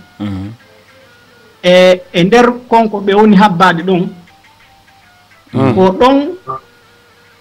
won sinjunoɗo parti MSD on parti ko parti joguinoɗo légalisation mum on depuis 2011 kono hari ɓe immaki ka nder leydi fi joɗɗungol parti on ɗumanno c'est ɗo ɓe créé tum parti on iɓe jogui papier ji ɗin on faami donc ko ɓen ɗon ko kamɓe tigi ari proposani Diallo Sadaka joni hino ɗo e men nanni neeɓi ida naɓi kaydiji ɗin fiyo laamu ngu légalise parti ma on ha joni laamu ngu jabaki ɓe anniyaki joni hino ɗo menen si an a naati ka politique min soutenete donc sabu ɗum menen meɗen hooli min wona e ɓaawo ma ɗa noon menen meɗen wakkili wongol ɓaawo ma joni e nguɗo laamu ngu anniyaki reconnaissegol parti ma joni menen men jonni ma hino to parti on wona men ka hore parti no sidiya jonnira non UFR ko non Diallo Sadaka proposirana ok monsieur Bari haray andi to gadi jama boy Diallo Sadaka yoɓali mbuɗu fi ɗum ɓe yoɓali goɗɗo kalisi yo yew ɗumanno ɗum non ça n'a pas été comme ça e hoore soppa jendi to men nani inde 3 milliards francs guinéen e ɗum ko penali ko Guinée 58 winduno ɗum hoore penal mais minen men démentisno ɗum ɓe jaabitaki mais kono woniri joni andi ɗo min mi anda goye min so tawi woni na monsieur Bari jeeyi o parti mo MSD mo boni yewde fi par ce que a wolay tumɓe na menen way wasi joni tigi tigi on kamɓe kono eɗen wondi e Diallo Sadaka eɗen wondi MSD ko onon sinci en MSD ko onon yeeyi MSD 3 milliards francs guinéen monsieur Bari ko noon kanano donc abbe hakke mi wolani on min MSD menen men soutenno Diallo Sadaka men encourage Diallo Sadaka fi yoɓe waɗu projet fédération guinéen ɓen e nder parti transversal ɗen golle waɗama parti on créama déposama hari ko ɗum menen men habbi menen e Diallo Sadaka meɗen habbino yo laamu ngu jonnu agrément o joni koɓe yiiɗi andude MSD ko hakke noon yalla hakke par ce que on woli ɗo joni goɗɗum ɗum ko confusion nam donc menen men andano fi MSD ko sincuɗo MSD on ko médecin jo ko docteur jo médecin jonne men inde makko Guinée ko docteur Abdoulaye Diallo ok c'est bon ko kamɓe woni fondateur MSD maintenant ko kamɓe e yimɓe ɓe wondi ɓen ka bureau MSD ko kamɓe inni menen men suɓike Diallo Sadaka yonan men yeeso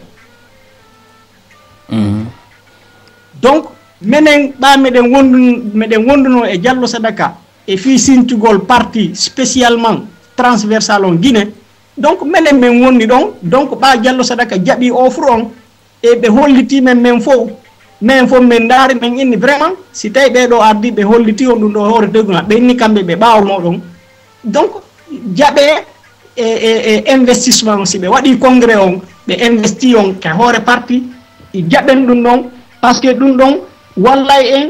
hande kadi hara ngu laamu wawali e hoore bonki kimɓe wawali haɗude on natugol ka politique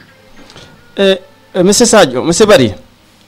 na ine fa law landade hunde wotere est ce que constitution lagine on haray ɓe détermini ko mo ɓe ko wano niveau hombo janggata fi wawgol waɗugol parti ka ɗum ɗon déterminaka ɗum ala e constitution lagine on ala e constitution leydi won leydi e nder o aduna d' accord joni hana ok joni wano hande fewɗonini ka Diallo Sadakaji fewɗo yewti men fi wondema biyenji ɗi ɓe mari ɗin fop wondema haray ɗinno ɓe noon tañƴini ɗon fewɗo hande ni si ɓe jonnama lagine ɓe wawa e gérude lagine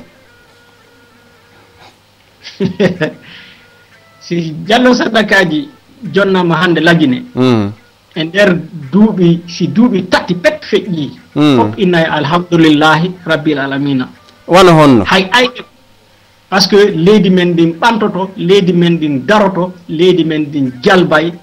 guinéenɓe ɓen iwray hay ka ɓaawo yiltito ka maɓɓe est ce que ɓe ɓuroyta professeur o andi professeur ko arata ɗo inno wondema kayre hay lagine is back est ce que on faami donc hande ni no wowlede kono progrès waɗi par ce que kanko waɗani barrage ji ko l'état pij mo gollude sérieusement mo gollude joni noon est ce que Diallo Sadaka si ari wawa mo hewtitade par ce que ɗen andi labɓe laguiɗe ɓen toujours si oɗo ari oɗa hikkiti ɗon toujours ko inteɗo sitta wonnoɗo ɓawo ene on noon tigui on inni joni Guinée ko inneteɗo sitta wonnoɗo ɓawo iɗon innide kadi professeur no gollude wolanemen ɓe waɗi barrage ene est ce que courant manque hande lagine ɓuuri ɗo e Alpha Condé non diga sali taw diga sali monsieur Bari diga sali yande gasi woni tumaɗo mais ɓe andi toon kan jaɗi ko biwo laami ko duuɓi jelu waɗi hakke si tawi o ari mo gollude ça veut dire mo wadde kesum ka imo wadde ene fiyon imo wadde kesum imo ɓeydude si tawi o ari mo gollude seki mo ɓeydude ko wonno kon toon ka o fiyon ɗum hande courant no mankani en ndiyan no mankani en ɓuuri ɗo yo arde si tawi noon mo ɓeydude te tawi noon mo gollude goɗɗum o waɗi toon ko keɗɗi mi sikku en heɓayno au moins o hakkanayno en ko tawi kon ka non mais barrage ji ɗi gasali taw barrage ji ɗi gasali si gasi on heɓay courant permanemment lagine fop mankata courant hakke ɗo yo barrage ji ɗi gasude c'est que ɗo yo kanko o arde ko tawino kon fi on ɗum bete ɗum noon luttali si tawi mo gollude ɓeyda ko fiyo num hande no mankani iden tampi hande buri do yo arde kono wiyata dum de kono wiyata dum wonbe lagine be naabe fu woni won mi wala na hunde wotere lendin ko hore penale jodi Alpha Condé depuis ari ko woni ko o hilni ko wadugol contrat ji jonna jawle leydi din e compagnie ji jonnunobe mo kalisi fi yo wadu campagne parti makko o araka lamu ko gorebe makko wonbe ben ka bawo ko yimbe makko yimbe leydi makko nen Burkina Faso ko ben woni ko honno ben don hebirta jawle watta juude e jawle men den lagine ko dum Alpha Condé hilni mais monsieur Bari jonnon ko naati accusation ko Burkina Faso on do wolde ko fi lagine on de wolde ka so woli fi yimbe makko ben Burkina Faso menen dum ngaldina parce que aray ko fi lagine on de wolde ko président de tous les Guinéens ka o hollali ko président tous les Guinéens ko fi on o wadata o yaltinta e ner administration din ka armée ka administration ndare ka EDG be ko hondum Alpha Condé yaltinta fulbe ben hay wada décret hay planto be wada décret yaltingol be tellement mo e mone fulbe ko hondum o jettata leñol go o urna leƴƴi luttudin lagine ko fi ko président Guinée ko nandum wadata ka ok d'accord mais ko fi du wiyanto mo président duma hono yimbe makko be Burkina be ko on to ittudon on source don milan winduno article ne ɓaali ko mi windi ɗon Alpha Condé erreur historique de Guinée e nder si on ƴetti on article on yiyay journal ko innete kon la lettre du continent c'est à dire ma Africa meaning iɓe waɗi recherche ɓe waɗi publication e hoore Alpha Condé e nder on publication e Alpha Condé iɓe windi nder ton famille Alpha Condé en fop clan familial Alpha Condé en fop iɓe windi yaltini nder ton so ndaari on clan familial Alpha Condé on yiyay famille makko on fop ko jogii lagine ko gene e debbo mo jombi on debbo ko mo kanka iwti on ɗon debbo woni ɓeygu makko luttuɓen fop ko innete mo innata mo neveu mo innata mo frère iɓe explique ton neveu makko o Curtis o inneteɗo Guillaume Curtis c'est parce que ko ɓiɗɗo gorejo e jaja makko on Sira Condé donc ko ɓiɗɗo gorejo jaja makko on Sira Condé ko on o innata neveu o Namori Condé mo sigiri mo innata ko on woni frère makko on Namori Condé ko famille Namori Condé woni première famille invitugol Alpha Sigiri en tant que leader du RPG ko on ɗon famille invitunoma pour la première fois visite Sigiri ko sabu ɗum waɗi o joni ko on ɗon woni frère makko et en tant que frère adoptif fof no explique ka journal ton nena donc il n'a pas de famille en Guinée o jogaki famille Guinée cependant o imo ƴetti contrat jonni o entreprise e Ebomaf Burkinaɓe ɓen e nder on contrat mo jonni ɓen Burkinaɓe ɓe waɗugol laawol kankan kisidugugol imo waɗi ɗon ɗenna e kilo 150 lagine mbuuɗi ko yaltini ka kees lagine o jonni ɓe Burkinaɓe ɓe ko million temettati e joyi e guuluje 700 euro fi contrat hakkunde kankan e kisidugu tum donc ça veut dire kala kilomètre kilo goto kala kilomètre Alpha Condé no yoɓiri lagine million goto e fekkere euro fi kilomètre kala laawol hay laawi ɗin Allemagne ala ka waɗirede ɗum on faami laawi ɗin lagine e laawi ɗin Afrique fof no wona réalisirede ko entre 300 000 et 500 000 dollars le kilomètre 300 000 et 500 000 dollars le kilomètre Alpha Condé no jonni ɗum Burkinaɓe ɓe e hoore 1 million et 500 000 euros par kilomètre ɗum ko go'o ɗiɗaɓum ɗum fi Conakry voirie on Conakry Alpha Condé no jonni toujours musidɓe makko ɓen Burkinaɓe ɓe imo jonni ɓe contrat waɗugol réparugol laawi ɗin kilométre noga e jeeɗɗi ɗin kilométre noga e jeeɗɗi ko voirie on Conakry Alpha Condé waɗani ɓe contrat o jonni ɓe e milliard temeɗɗiɗi e capanɗe jeeɗɗi e jeenayyi e franc guinéen fi kilométre 27 kilométre si on waɗi division on taway ça veut dire ko milliard e sappo e million temettati e capanɗe tati e franc guinéen kilométre kala ça veut dire quoi ça veut dire million goto e guluje 100 euro kilométre kala e nder saare Conakry nden ɗum o jonni musidɓe makko ɓe Burkina hay laawi ɗin Allemagne ala ka waɗirede on prix ɗon maintenant mi andintina o Alpha Condé ñande o wona investissement ka présidence o darino nden ñande ko prêtata serment o inni o partage ay o sendita jawdi laggine ndin hakkunde laggine e Burkina o woluno ɗum si on yeehi ka site amen miɗen waɗi article on miɗen waɗi vidéo on ko dari ko woli ɗum so yeehi kadi ka Guinée information on yiyay kadi la même vidéo ça veut dire o ari o darike o inni o senday lay jawdi laggine ndin hakkunde laggine e Burkina hakkunde moɗon e Allah on nani ha hande président no ƴette no goɗɗo no lammine e hoore leydi o inna mi senday jawdi leydi han ɗin mi jonna leydi janadiri bon ok monsieur Sadio Barry haray men weltano on himen jarna on joni men hokka on 2 minutes yehen service commercial feƴƴinen publicité yeltitoɗen continue e monsieur Sadio Barry andintinen kadi auditeur ɓen haray hiɗe lottini ɗo wano 20 à 30 minutes ɓe wawa e participude ɓe waɗa lande maɓɓe ɗen kamɓe monsieur Sadio Barry ɓe yewtida e nder 5 auditeur maɗum a 3 auditeur no daariren adresse Skype on ko rfdi.fouta ko ɗon ɓe wawata nodditude ɓe wawa yewtitude e monsieur Barry ɗo e ɗum okke monsieur Barry ɓe yara ndiyan e nder 2 minutes yehen service commercial yeltitoɗe monsieur Barry. RFDI 24 heures sur 24. RFDI 24 heures sur 24. Di musidal ka radio Fouta Diallo international talata wo talata si wagutunoga yone der Fouta Diallo. 24 heures sur 24. Écoutez ce que nous faisons.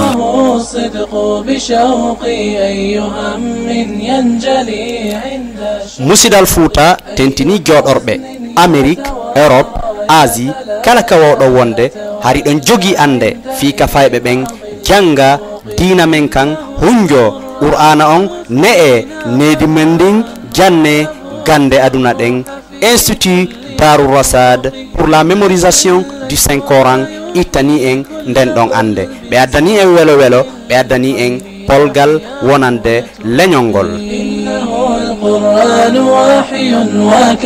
Institut Darou Rasad pour la mémorisation du Saint Coran ka jannugol faybe ben condition on hino moƴƴi wonunde nden hino laba programme on hino yeɗɗi are kisan naɗon fayɓe ɓen ɓe janga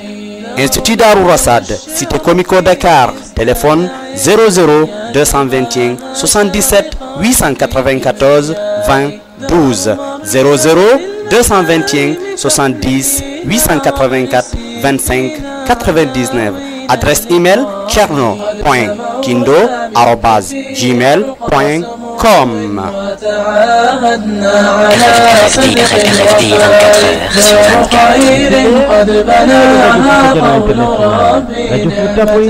RFDI 24 heures sur 24. RFDI 24 heures sur 24. Écoutez ce que nous faisons. Fouta ko meɗen sukaɓe Fouta mi salmini oyo musidɓe Fouta ɓayru milla welti ko tawde ko Fouta mi jeyra ko yeyi ha teppe lanni artay e nder Fouta ɓayru min lam welti komi tawi komi Fuutankejo ɓayru Diallo Mamma Lamine an Diallo Mandaw ɓanti fi leñol Fuutayankeɓe acce mahin Fouta ko meɗen ñande fini weeti womi miijiti fi Fouta tawa e ɓernde am no welti no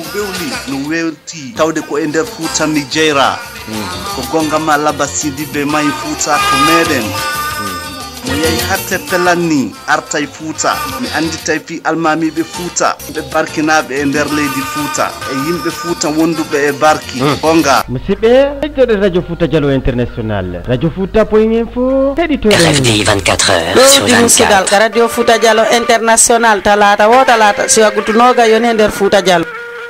eyi 3w.radiofouta.info aray musidɓe siɓɓe meɗen gantutinoyde wonde radio Fouta Diallo international wonde Diallo Lamine Diallo Mandaw e nder émission meɗen ɗowti musidal hande noon haray invité ɓe meɗen ɓen ko monsieur Sadio Barry administrateur Guinée Presse haray ɗe weltanoɓe kañ kadi heɓugol patience sabbagol radio Fouta Diallo international haray kañ kadi weltano fidèle auditeur et auditrice radio Fouta Diallo international on ɓe fop kala ka wonɗon ko aduna ɗo haray meɗen weltani on haray noon joni kañ kadi hiɗen darde no uddiren Skype on daren no ƴettiren auditeur ɓe lando seeɗa haray monsieur Barry allo Diallo Lamine joni ko ɗon woniri Mandaw haray monsieur Barry on hewtiti ka ligne on jarama minan ga ok joni yiltitoɗen seeɗa miɗo fala e yiltito seeɗa ka sengo MSD on yewto men ɗon seeɗa wayru en yii buy kawɗo ni hoolaki Diallo Sadakaji jande makko nden e intellectuellement buy no hoti haray on yewtiɗo nane Diallo Sadakaji no heebilade fi no yewtida e média on si tawi men yii ɓooyi seeɗa on yewtuno wiwɗon eɗen balɗe o waway yewtude o waɗa interview hakkude makko e France 24 yiyaka ko nde wotere yiya maɗum ɗate ɗiɗi Afia News hendike mo ɗo espace Grande Gueule hendike mo ɗo kono biɗum goɗɗo no naali Diallo Sadakaji koye bindi tu yimɓeɓe woni e yiwde konnguɗi makko te buy kadi no wiwde ɗin ko wona ko konnguɗi wonaɗe windede ɗin inne ko Diallo Sadakaji yewtiɗi intellectuellement hina kanko windiɗi haray ko monsieur Sadio Barry ɗon andi c'est que mi anda si émission mon on wona e retard seeɗa par ce que fewno ɗo goɗɗo waɗa e giɗi liɓɓi hannde kadi si Diallo Sadaka no wawi no janga Diallo Sadaka no wawi wowlude Diallo Sadaka no wawi janggude ɗum giɓi liɓi ala e mum hannde kadi giɓi liɓi no wodani de jama monsieur Barry ñande yewno Grande Gueule laaɓano moƴƴa habbe tun Diallo Sadaka intervene no ka Grande Gueule Guinée en live en émission direct Diallo Sadaka interveni ka Hafia News yimɓe ɓe nani ko ɓe wolta ɓe posanama question ji il a répondu ɓe wowli c'est à dire ko inter no enen wonɗe yewtirde ni ko noon Diallo Sadaka e émission en le na e pular waɗa koye français waɗa maintenant mi wolana on noon mi heeɗino émission min si mi noppi min e Diallo Sadaka hannde si miɗen yewtude on faami toujours depuis mi e Diallo Sadaka min fuɗɗi yewtude koɓe Diallo Sadaka ko pullo ko min pullo mais si ɓen fuɗɗike yewtude koye français tout min yewtata par ce que ko ɗum ɗon ɓuri men haray c'est à dire communication on ça va très vite par ce que aden c'est à dire ɗum ala mi yaali depuis le début innugol oɗo ko intellectuel naw min mi andirama noon par exemple min mi andirama ɗum hari ko commerçant min koko Diallo Sadaka noddinmi ɗo yewtinmi itti yomi gueru mi ara lagine ko noon mi andirimo e ɗum le koye français men yewtuno nde ñande depuis ɗum minen koye ɗum men communication kono mi wolana on noon hunde wotere ɓur hay dadis no ɓuuri Alpha Condé wawde français bon ɗo na français ji Alpha Condé ɗen gonɗe yewde fi mum bayru e yeltotoye mum bindi ɗi waɗon nde e yeltotoye mum aɓe mi olnama Diallo Sadaka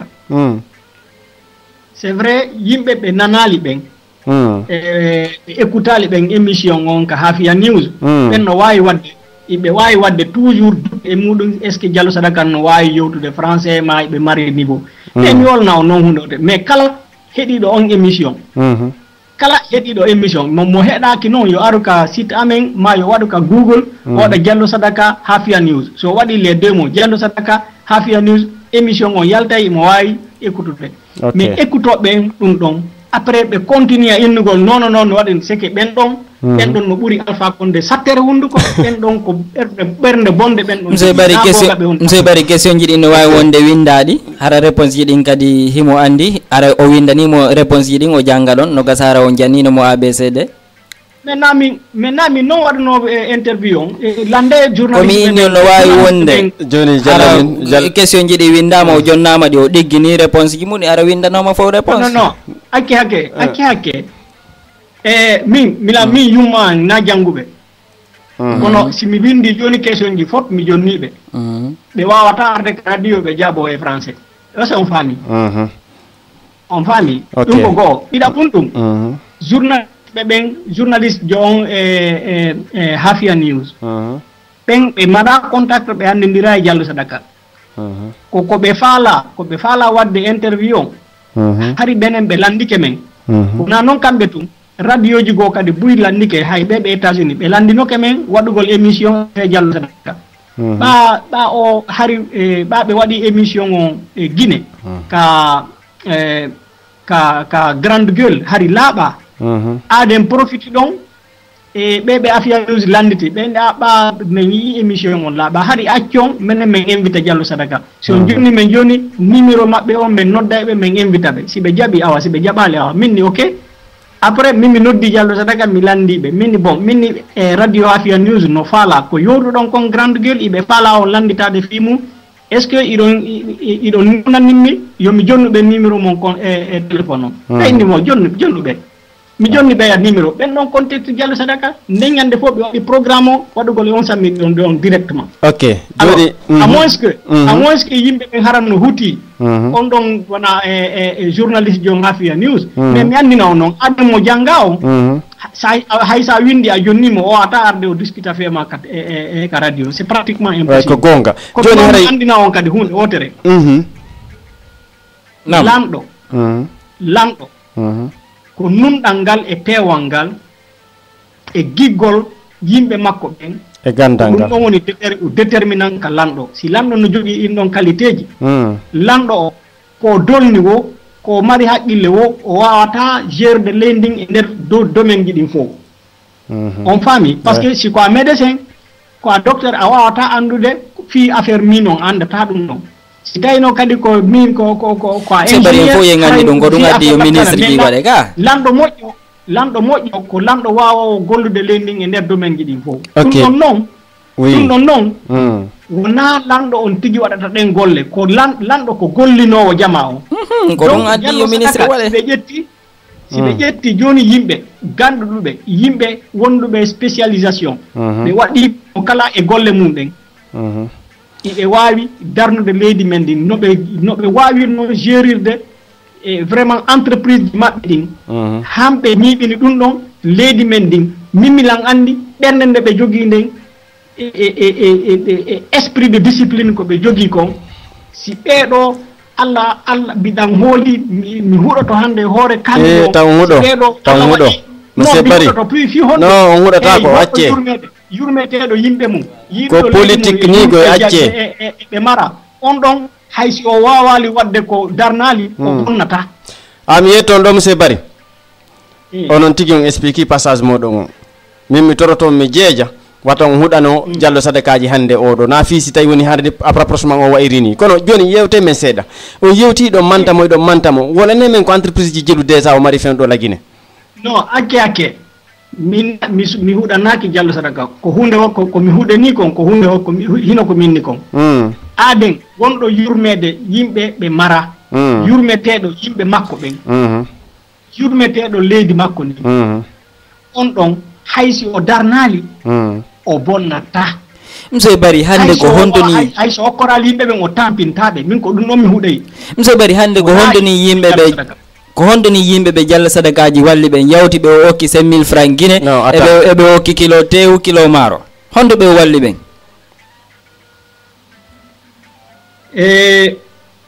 on hakke iɗon andi ñande Diallo Sadaka fuɗɗa wowlede wonɗo hoore UFDG on Allemagne ɗo inneteɗo Lamine Diallo on Segunamin on adilan yewtude fi Diallo Sadaka o inni vraiment o inni Diallo Sadaka o inni le gars là il est très bien o inni on min ko mi yawno 2007 lagine mi yawno ka labtani hade nene an no nawni no wallina labtani mi immi ɗo mi yehi lagine sabu ɗum mais ɓami hewti ɗo e mi hewtude tawi nene an heeɓi lekkele ɓe heeɓi koɓe ñawdoro et puis situation maɓɓe on fof réglama ɗo e mi hewtude ɓami ari mi landike nene ɓenni woko goɗɗo goo addani kala nawnuɗo ka labtani ɗo enveloppe fi koɓe ñawdoro e koɓe wurnira ɓeygure maɓɓe nden Lamine inni o landi nene makko iɗon andimo on yiimo o inni mi andamo mi yiyalimo o ɓe addan kala nawnuɗo ka labtani ɗo kala nawnuɗo noon ɓe addan ɓe fof ɓe hokkori e ɗum ɗon le o Lamine Diallo gonɗo hoore UFDG Allemagne ko on min wolaninmi ɗum ɗum ko goy donc ɗon wawimo landade ok no ɗon monsieur Bari no habde ɗiɗa ɓun ɗum Sénégal koɓe won toon Sénégal koɓe won toon nini yiɓe wadde les mêmes actions humanitaires han yimɓe quartier koɓe hoɗi ɗon yimɓe jogiiɓe feere ɓen yehi wulliti hanka police fi yoɓe tongan Diallo Sadaka ma yoɓe inni Diallo Sadaka yo eggoye ɗon par ce que Diallo Sadaka no fi ibe okkorde yimbe miskina ben ibe okkorde ben don fere joni pauvre ben Dakar fop no arde ka quartier mabbe do parce que kambe be wowda dum himo jodi mermuzu don himo okka kilo tew 5000 francs CFA voilà tata bundum président Zesi Zesi o organise parti politique Zesi on tigi wola nilan woni he woni menen Diallo Sadaka ko ka quartier amin ko menen ko quartier goto ben wonna woni vraiment min on don c'est quelqu'un si on don natika politique je pense que les Guinéens peuvent le soutenir parce que min ko mi sédé ko woni kon wadande miskina ben milan ko mi sédé ko ka quartier amin milan andi joni on fami donc wala na hunde wotere dum don wona ko wolete dum no nakadi non fi affaire lamu yoni ok joni monsieur Sadio monsieur Bari joni ko men toroto bayro haray hi don jogi contact ji mabbe din fi mburu labbinde dum do fop ko ma waden tinde tasande menen e Diallo Sadakaji o yewta fop nana anda ko honna parce que fen do nini ono hidon défendre mo edi fop kono siko sago amen hara ko hunduko makko woni yaltude ko gonga non sabunde wuppata hoore mudum fen do nini ko no wawi yewtude inna wonde makari no moƴƴi kari no moƴƴi kono jama de réalisation ji de andanda hoore ma hara na okkugol ngol tun di andanda hoore ma hara wadi des société ka yimbe Guinéen woni gollude taabe nafitorde dum no parce que hin nyama walli on tingo hebana hoore makko ka o nyamata do mimi siki ko dum don buri yeddude donc si din don hebike mi tan jini kanko hebugol laamu makko ngol lagine do haray satata parce que tay woni hari tay woni mo mari investissement ji yeddudi donc on yimo moƴƴi tawti don tan jini don monsieur Sadio hay menen tigi de so wolni men do e wawa yidude ndaren sen collaboration hande sa yehi hande ka fulasoji Fouta ayata suka fo yalti dogi ala go golle naam mi humpita on don hunde wotere naam e 2010 ko Diallo Sadaka tori men yo men yaw fi wallugol UFDG Guinée menen e Diallo Sadaka mi participe e réunion ji ko Diallo Sadaka dirige Diallo Sadaka holli yimbe buy wonnobe mottonirde fewndo on sa e dow mabbe Diallo Sadaka no jogino projet 2010 enni si alliance Cellou Dalein e Sidi Aye on yetti pouvoir on e holli ben projet mi yiri gite anden Diallo Sadaka yowti men anni ko be joganno lagine réalisation ko be faala wadde lagine fi yo bibbe yaltube ben sukabe men ben fop fayda no kayaji fi yo bibbe lagine ben waawu natude be heba ko be hutoro be heba ko be gollira haraka be heba ngurna mabbe banka ler leydi don tigi be jogino dim projet ji ok donc ko no mbasbatali dim projet ji mi wala na dum non acce dum mi wala na hunde wotere non docteur Thierno Aliou Diallo ko be pellel labe le ibe Allemagne do ibe jogi miñirawo innete do Bouchirou Diallo on non ko médecin jo Allemagne do be do jonnindirno juude hari ko lansana konte wonno ka pouvoir be jonnindiri juude be yetti almambe woni pré investisgol darnugol laptani moderne en hôpital moderne de dernier cri version allemande wada dum lagine kono ba be subike tay hôpital on be subi ko labe hôpital on réalisate be yehi lagine kambe allemande ben falanobe ben damde on laptan don gouvernement Guinée on tant compte ko gouvernement Guinée on sali be inni fi hondum projet o ma wade labe pourquoi be wadata on projet Conakry ma kindia ma labe be yakadi landi be docteur Diallo landi me pourquoi si men inni men wada labe fi on wadata kala pourquoi onon idon habbiti ma men wada Conakry ma kindia gouvernement on inni projet on wadata parce que be ya subi ke labe on famille donc enon idon suti goddo hakkune mon e Allah ko anduden kala ko woni laamu lagini onon o ñii don laamu fewngu ngu hara on tigi no wawi yaade investissa ina a waɗanay ko jama o hutora ɗum ɗon ɓe acca ɗum ɗon waɗa docteur Diallo ƴettiɗo ɓe na vélo infirme nambataɓe ɓen ɓe wonɓe dasaɓe yimɓe boofoɓe wonɓe dasade ka nder loppe lagine ɓe ƴettiɗoɗe na vélo ji ko yonata temedere ɓe yaha fi okkugol ɓen ɗon fi yo ɓen ɗon jooɗo hoore ɗum ɗon koye puusu e vélo nambata ɓe yehi okkugol yimɓe men ɗum ɗon gouvernement laggine on bloqué ɗum ko fi ko Diallo sadakaji waɗi ko wonde en yewtude monsieur Bari yafoɗo haɓe mi yolana on seke mi faala on innude en heɓalta on laamu laggine ko wawata jonnude possibilité yo goɗɗo yaw investita si yo jama on hutoro a wawata gunnamu joɗaki taw laggine. Ok monsieur Bari donc haray miɗen weltanoɓe en titoji musidɗo siɓɓe ɓe wondema haray ɗo wonde radio Fouta Diallo international e nder émission meɗe dowdi musidal wonde jallamin jollo man daw haray noon en futto jettugol auditeur ɓe ɓen goɗɗo naati daren ɓen ɗon haray siɓe mari landal ɗon yehege moɗon 3w.radiofouta.info RFD point Fouta allo assalamu aleykum. eyyi kono woniri Diallo man daw ɓeyten ɗon anditinen jama on haray yandi hiɗen torimo kala wawɗo noddude ɗo naati yontigui yewtirnedi yandi e haray en toroniri non ko fawagol e ko wona yewtede ko donc haray kala marɗo landal koye ɗum ɗo yowiti aray bisimilla. Assalamu aleykum. allo assalamu aleykum. ok wayi wasi ɗum o moƴƴal dow Diallo man daw haray ɗa wawi continde monsieur Ba ha dartoɗen jankoy koye gal. ok monsieur Ba 3w.radiofouta.info haray no woodi landal ngal min faala landade ɗo ɗum ɗon hara ɓa tan o raɓɓiɗi fi yewtoen seeɗa ko raɓɓin ɗingol fi manden Diallo on yewte men seeɗa fi manden Diallo on ɗon ko raɓɓiɗi seeɗa.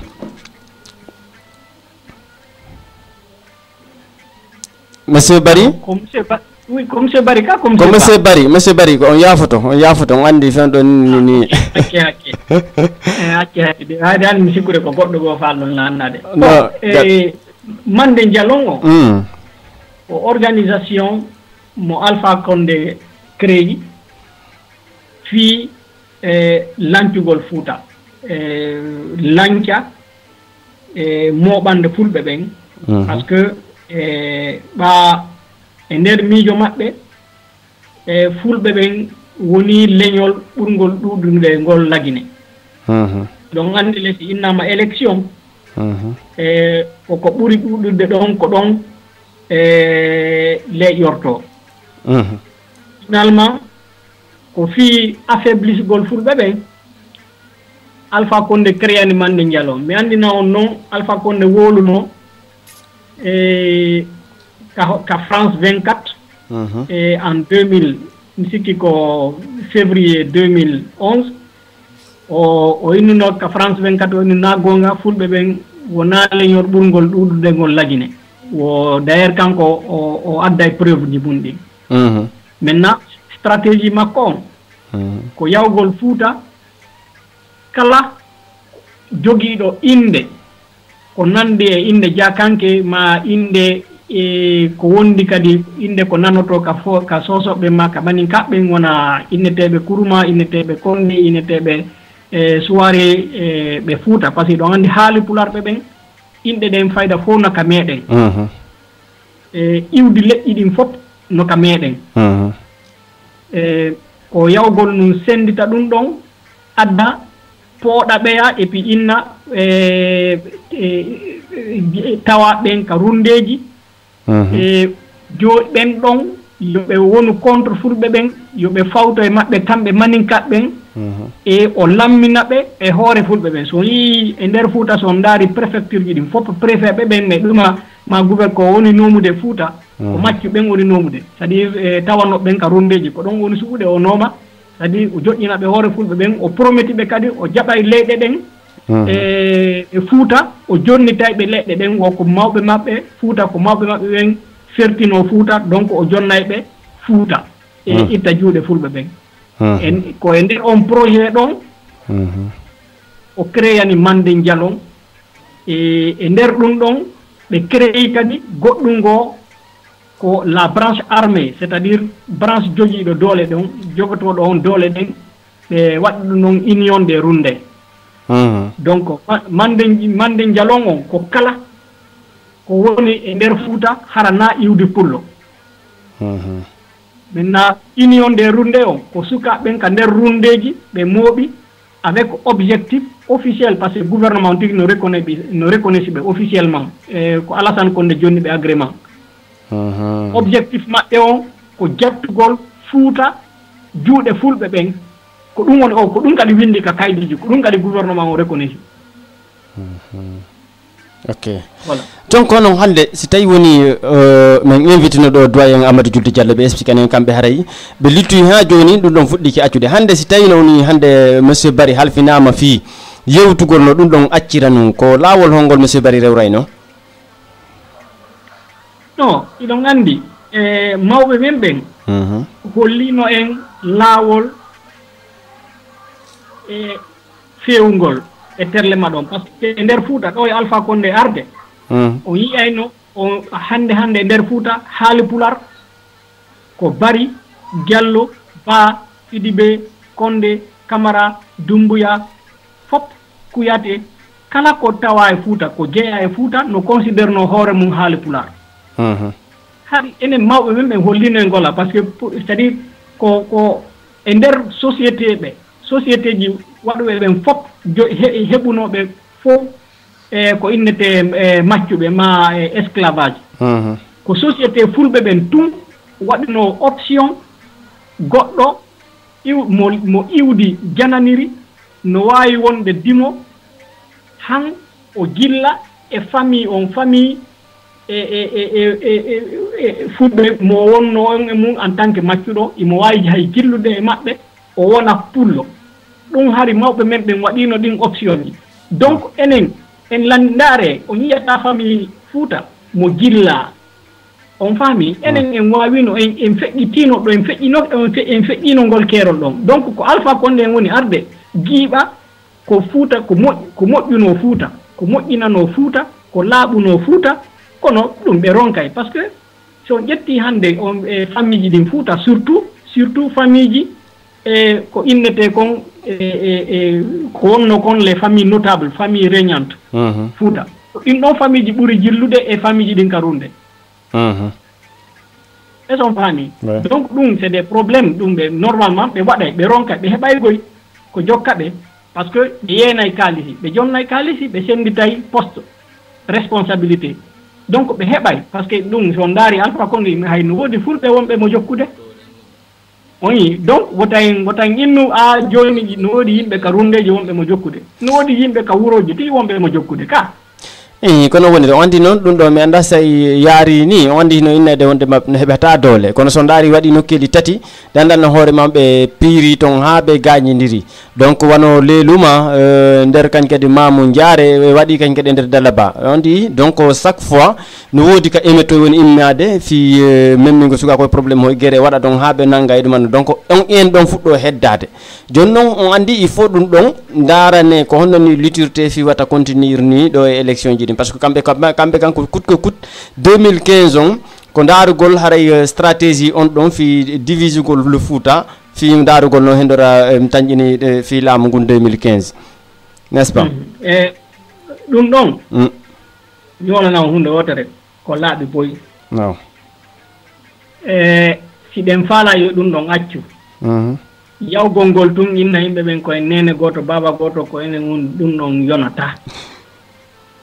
koyen immin koyen joƴƴin enen kadi jogiiɓe doole waawoɓe yawde hara wonɓe ɓen imminde sukaɓen ara ukko e fulɓe ɓen wona de jama on ka runde no wonɓe ɓen e hoore muran ɗum yaha nanga hocca ɓen ɗon jonna ɓe correction ko ɓe haani kon heɓude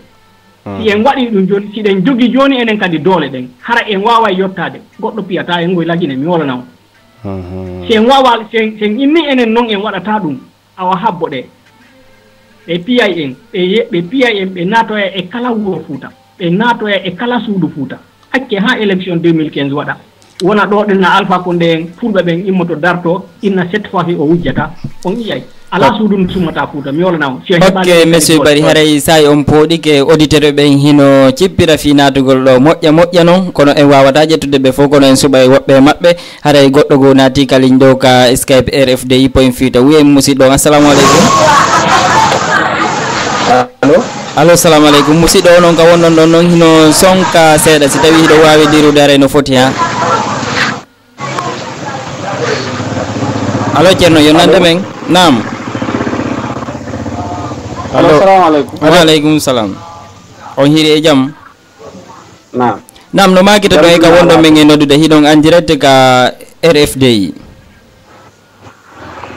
nam ko Diallo Mamadou Samba gila Koya Diallo Mamadou Samba hiɗo nodda men gila Koya nam haray on heɗike yewtere nde wondude monsieur Sadio Barry eyo mi heeɗi ko yewtere nden haray miɗo salminaɓe ɗon hiɓe kadin kamɗo hiɓe nande monsieur Barry hiɗon nande ɓe ɗo mila nande moƴƴa hiɓe noddude gila Koya leydi Guinée mi yetti musidal ngal fof e ɓe gurne fof toon nam ceerno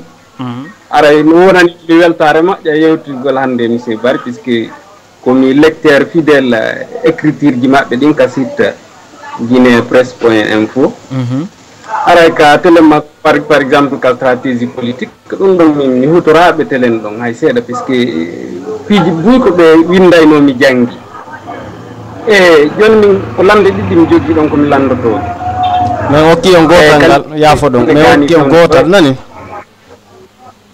na suuɓe gotal yaafo ɗum ɓa haray jama nodde moƴƴa moɓe eɓa goto tun tawa ƴetten tatoma nayi tun bisimilla gasi joni komi faala landagol ɗon ɓe wonɓe ɗaɓɓude laamu ngu ganini fewdo ɗo laamu ngu yi wondena deuxiéme tour yahetake ɗo premier tour haray ɓe ƴetti laamu ngu so ƴetti joni misal wano hoorejo UFR on inni si tawi opposition on hawtodirali waɗi candidat jo goto laamu ngu ƴettay dès le premier tour si mi ƴetti kadi wano hoorejo UFDG on inni si ɓe ko soit UFDG gagne premier tour ou ɓe ha deuxiéme tour UFDG gagne wawuri inni en wondena laamu ngu sansorta lekne ɗo élection haray onon ko honno woni miijo moɗon salamu aleykum rahmatullah ok on jarama ceerno Mamadou Samba gila Conakry haray en daara ƴetten auditeur jo goɗɗo go kadi monsieur Barry haray note ɗon landal ceerno Mamadou Samba ngal gila Conakry gila Koya haray woɓɓe go kadi naati ka leñi wiyembe salamu aleykum allo salamu aleykum onon auditeur ɓe ɓen kay Skype salamu aleykum komin nam ceerno no makitoɗe ka wonno men e noddude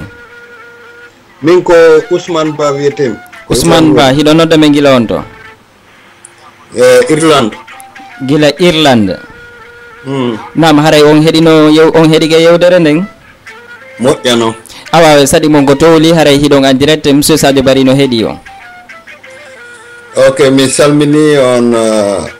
Diallo Mamandano e Diallo Mamallamin e monsieur Barry jaram mi salmini on fota wona seeɗa jaram nam ko waɗi fof taw min ko monsieur Barry mi yewta ɗum seeɗa bisimilla ɓe nandi raɓɓiɗa yandi raɓɓiɗa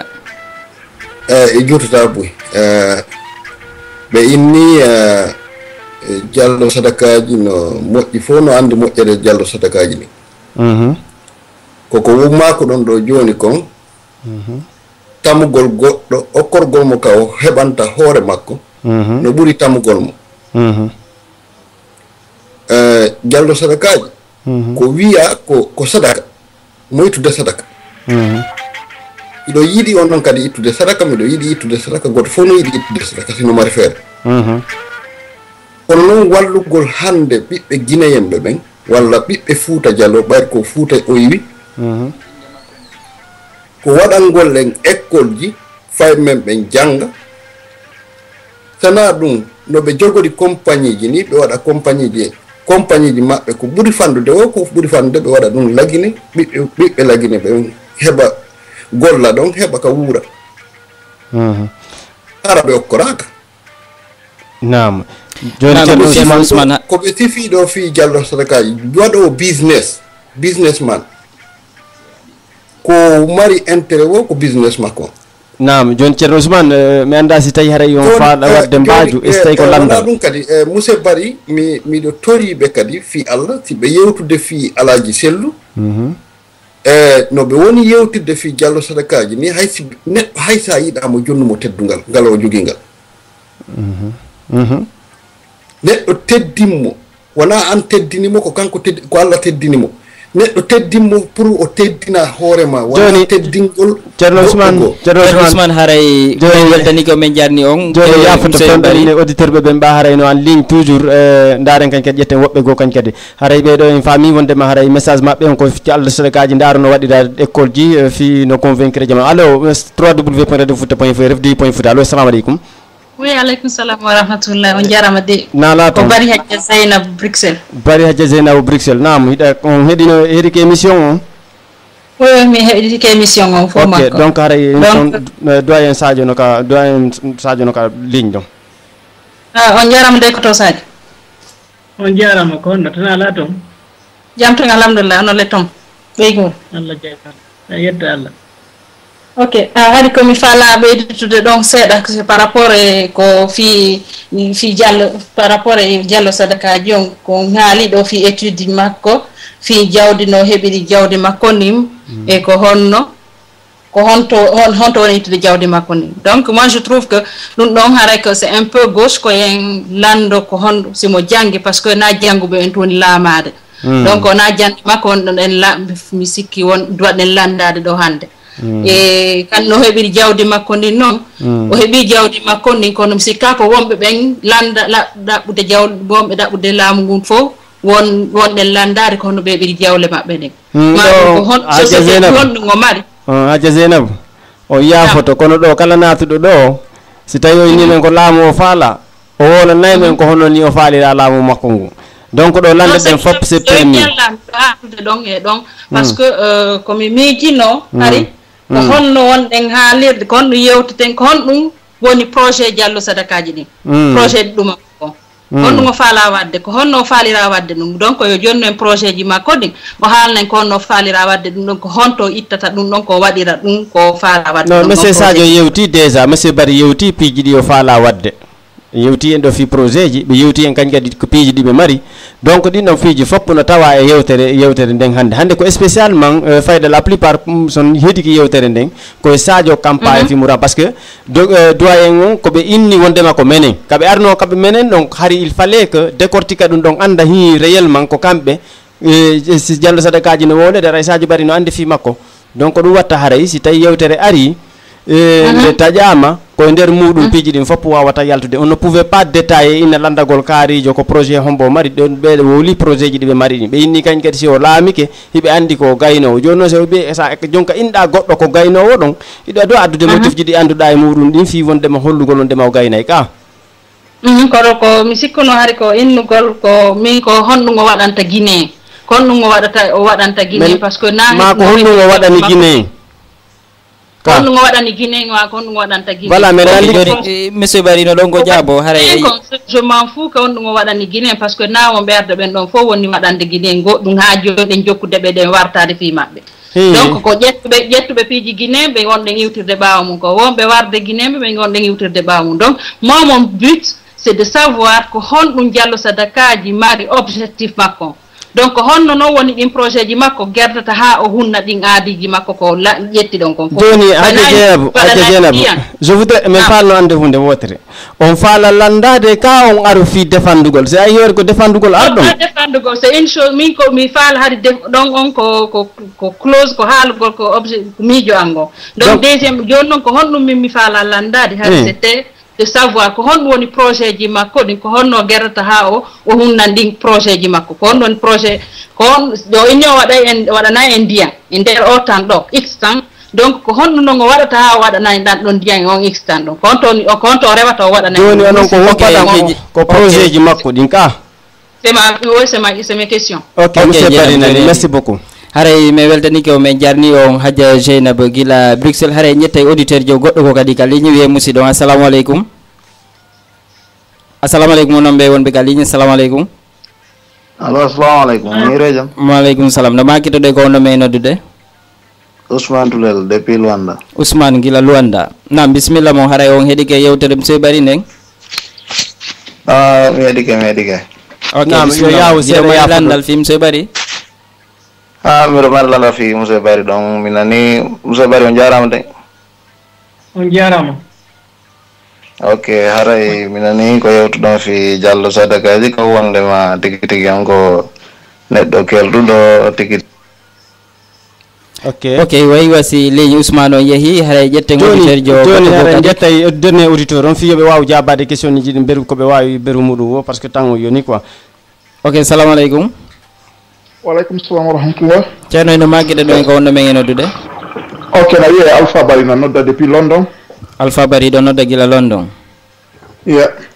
Na bismillah bon. Are on heedi ke yewtere nden? Yeah, mi heɗike mi famno landade ɗon monsieur Bari. Ok, hiɓe ga ligne fewndo say. Ok, monsieur Bari on jarama. On jarama goy. Ok,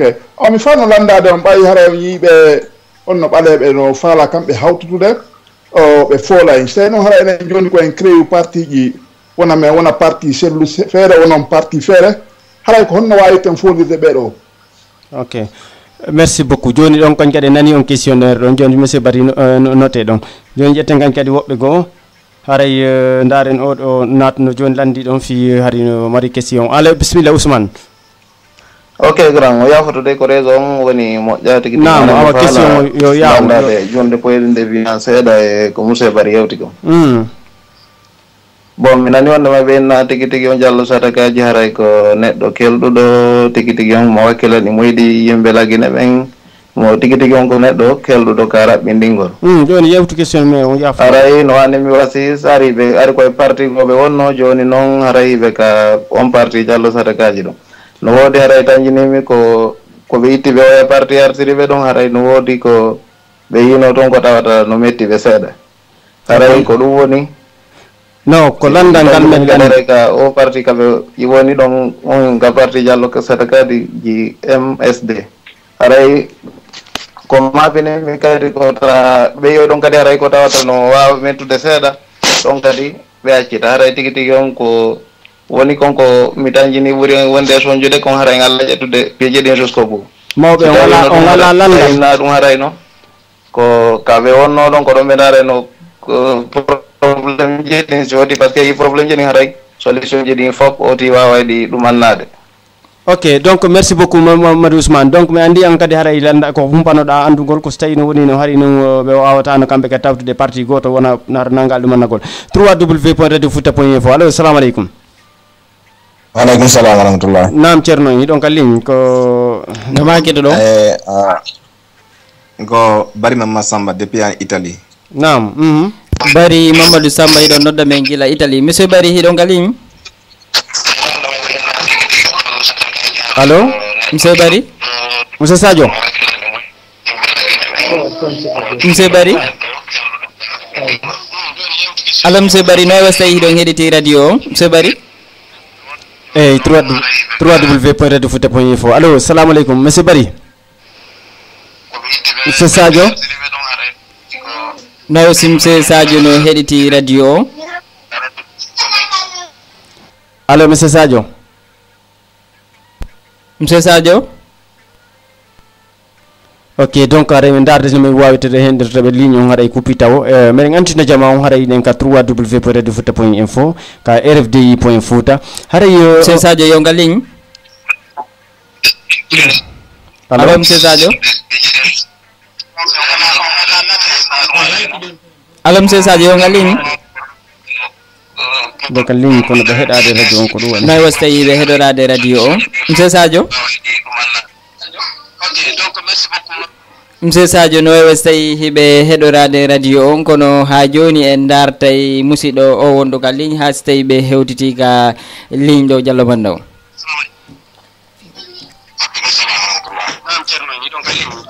allo monsieur Sadio.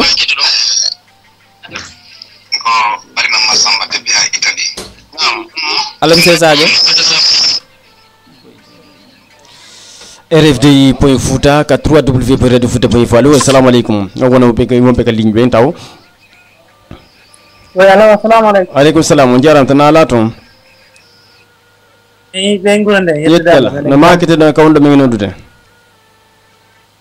min ko Ceerno Amadou Bari ko Bruxelles mi woni e noddude. Naam aray ɗon heeɗa ko landal marɗon ɗon. Ko une partie ko juste précision mi mari komi ɓeyta ɗon ɗum par rapport e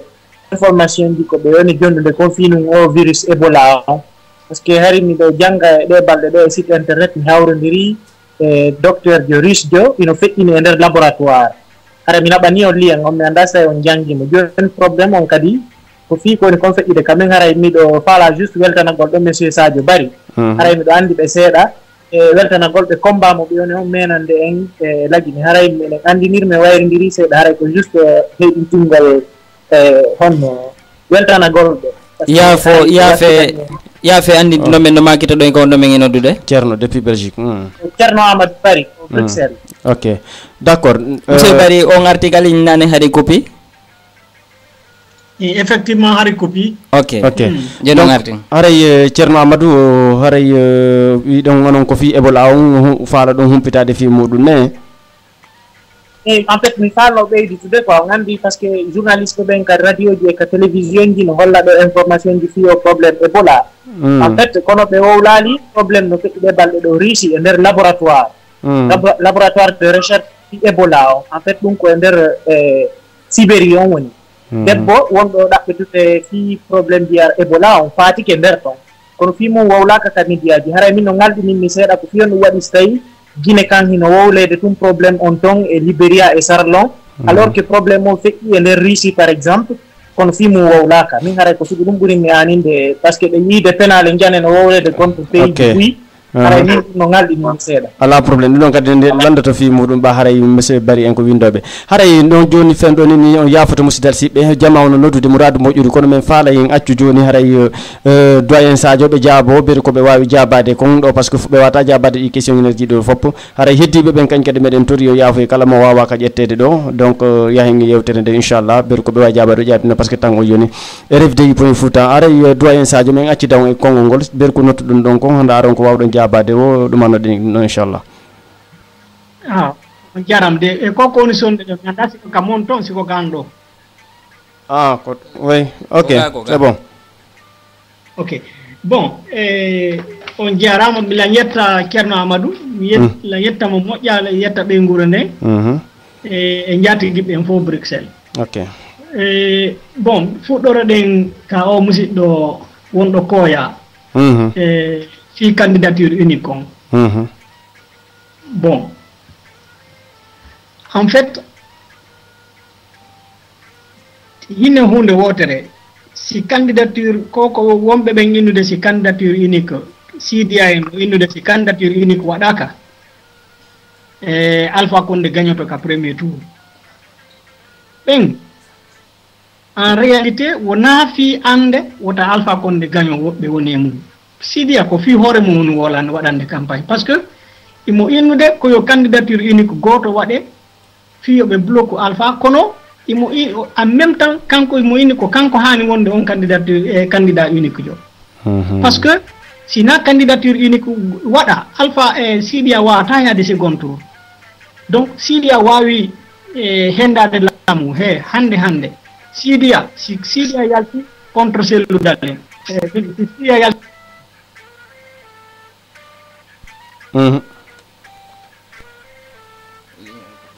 eyi gara FDI point Fouta haray ɗum andi ton ko ligne probléme réseau on haray min andi to jama on hunde wonde doyen Sadio Bari administrateur Guinée Pression ka radio Fouta Diallo international e nder émission meɗen ɗo di musidal haray ɗe weltano musidɓe siɓɓe ɓe anda ɗon hoore mum wawi noddude ɗo ɓen fop femɗotini ni ligne no satiri c'est vrai mais haray meɗen toro yaafuye jama on saabu foppo wawata natude fi wawgol ɗumanagol donc mi tanjini doyen hewti allo doyen bon si inon andi si Sidia yalti contre Alpha deuxième tour c'est clair Sidia gagnoto mais Sidia no andi si candidature unique waɗaka kanko waɗa yesso o wata yaade second tour donc si ko on campagne ɗon Sidia kono kanko feƴƴira yesso o woni wadde ça ne veut pas dire ko ɗum ɗon moƴƴi par ce que habbe mi wolana hunde wotere opposition on Sidia Sellou Kouyaté e Abbé Silla Jammari Dore hay jatigiɓe Alpha ɓen aranu fop no ari tawti nokku gotum ɓe woni sengo goto ɓe yeehi ka législative e wakkilike ɓe jaɓi kamɓe ɗon fop ɓe faɓɓe ɓe moɓike ɓe fof Alpha Condé piyiɓe lappiɓe luuɓike ɓe waɗi ko faala gon ɓe jaɓi Alpha Condé heɓi ɗon 52% ni Alpha Condé no jogui 52% ɓe waɓalimo haɗude heɓugol 52% contre maɓɓe ɓe fof ɗum ɗon no wawi wa premier tour ɗum ɗon no wawi wa élection présidentielle premier tour si ɓe yeehi joni ɓe waɗi candidat jo goto pet contre Alpha Condé imo wawi ƴettude konko jogui ɗon ka parlement o inna ko ɗum ɗon kadi o heeɓi donc o feƴƴa e aduna foof inna ko gonga no wawi wonde par ce que mi wolana hunde wotere et pourtant si premier tour waɗɗama taw innama yo leader jo kala yahu en présidentiel Sidia wona candidat Alpha wona candidat ɗuma élection on no wanirno noon 2010 ko noon kadi yartoyota c'est à dire région kala concentroto votana aaden goto ma yimɓe ɗiɗo région kala votana ɓe mumɓe qu'est ce que ko honno yaltoyta Alpha Condé wawata c'est à dire si Alpha Condé tun e Sidia yeehi premier tour Alpha no wawi wujjude Sidia si Alpha Condé tun e Sellou Daleng yeehi premier tour Alpha no wawi wujjude Sellou Daleng ɓeya kañum jooɗo habbo ndaara kono si Alpha Condé yeehi e premier tour Baskoto kanko e Sidia ɓe pira Fouta kanko e Sellou ɓe pira Hotine kanko e Kouyaté ɓe pira Fore kanko e Jean-Marie Doré ɓe pira o wawata sadi o tampay o wawata wujjude partout finalement e ɗen ɗon fof haysi o gagnike yawugol deuxième tour ɓeeɗa fopp halda wona ɓaawo wono yaho on ka premier ka deuxième tour opposition fof wona ɓaawo on ɗon donc Alpha Condé wawata gagnade ka premier tour yaltoyay o wawi heɓude ka premier tour wu 18% makko on kadi e hay o heɓata hay on 18% par ce que 18% ko heɓuno kon e 2010 ko voix RPG on plus voix parti Jean-Marie on num par ce que hari Jean-Marie no e fe makko donc Jean-Marie Doré no jogui 6% à peu près donc ça itti 6% ji ɗin e 18% ko Alpha Condé heɓuno ko parti makko e parti Jean-Marie Doré ɓe ɗiɗo ɓe heɓi 18% si Jean-Marie Doré ala fe makko o heɓoyta hay 14%. Donc so heɓali 14% au premier tour o wawata innude o heɓoyay joni ko hewtata 50% au deuxième tour si tawi ɓeya fof no waɗi coalition ɓe woni obligatoire élection o ma wona transparent ça c'est un. Maintenant ɗiɗaɓum ɗum goɗɗo inni wo Bawuri inni o e nde fi élection wawata ittude Alpha Condé si Alpha Condé élection no wawi ittude Alpha Condé ko woni ɗum naare ko élection itti Abdoulaye Wade ko élection itti Robert Gueye hari Robert Gueye no jogi kono leyɗe ɗen nagode ko monsieur Bari na leyɗe ɗen nagode dey no leyɗe ko holɗum waɗi leyɗe ɗen situation ji ɗi nagoti nokko yimɓe ɓen change nokko yimɓe ɓen woni nagoto wonnan hunde wotere Alpha Condé ko honɗum hooloyi simo accude ɗon sariya lagine on o waɗa ko faala luttay ko faala ko luttay ko makko kon c'est parce que ɓeya no accande mo si o ƴetti joni o inni o waɗa doole so immini joni o yeehi ɓe yeehi ka quartier ji bamɓe to ɓe felli hoore yimɓe ɓen si kamɓe kadi si fellama ka galle maɓɓe mi wolana o ɓe laamiɓe hande si ɓe felli hoore yimɓe ɓen ley kamɓe kadi fellama e hoore maɓɓe fopp jooɗoto guine fotta inna joni fotten waɗen ko sariya on wooli ko goto ukkotako e hoore oya si tawi noon enen en wakkilaki yottade ɗum noon en mara feere wota en inno en immanto laamu leydi ndi sen inni en immanto laamu ko en yaw waren hoore wartoɗen waɗen ɓe wara ɓiɓɓe men ɓen ɓe yaltina en ka leydi si tawi iɗen faala laamu ma heɓen kadi ko dartorɗen ɗum ɗon ça c'est clair maintenant ko monsieur Ba innetoɗo monsieur Ba inni wo okkorgol no ɓuri tamugol goɗɗo bon ko gonga maɓɓe Diallo Sadaka tami guinéen ɓe buy ɓe ndaari ɓe tawi tigi tigi on a wallude on tigi o heɓa ko golla wallamo o heɓana hoore makko gurdam makko ɗam no ɓuri a tamugol mo ma toujours a yawde okkora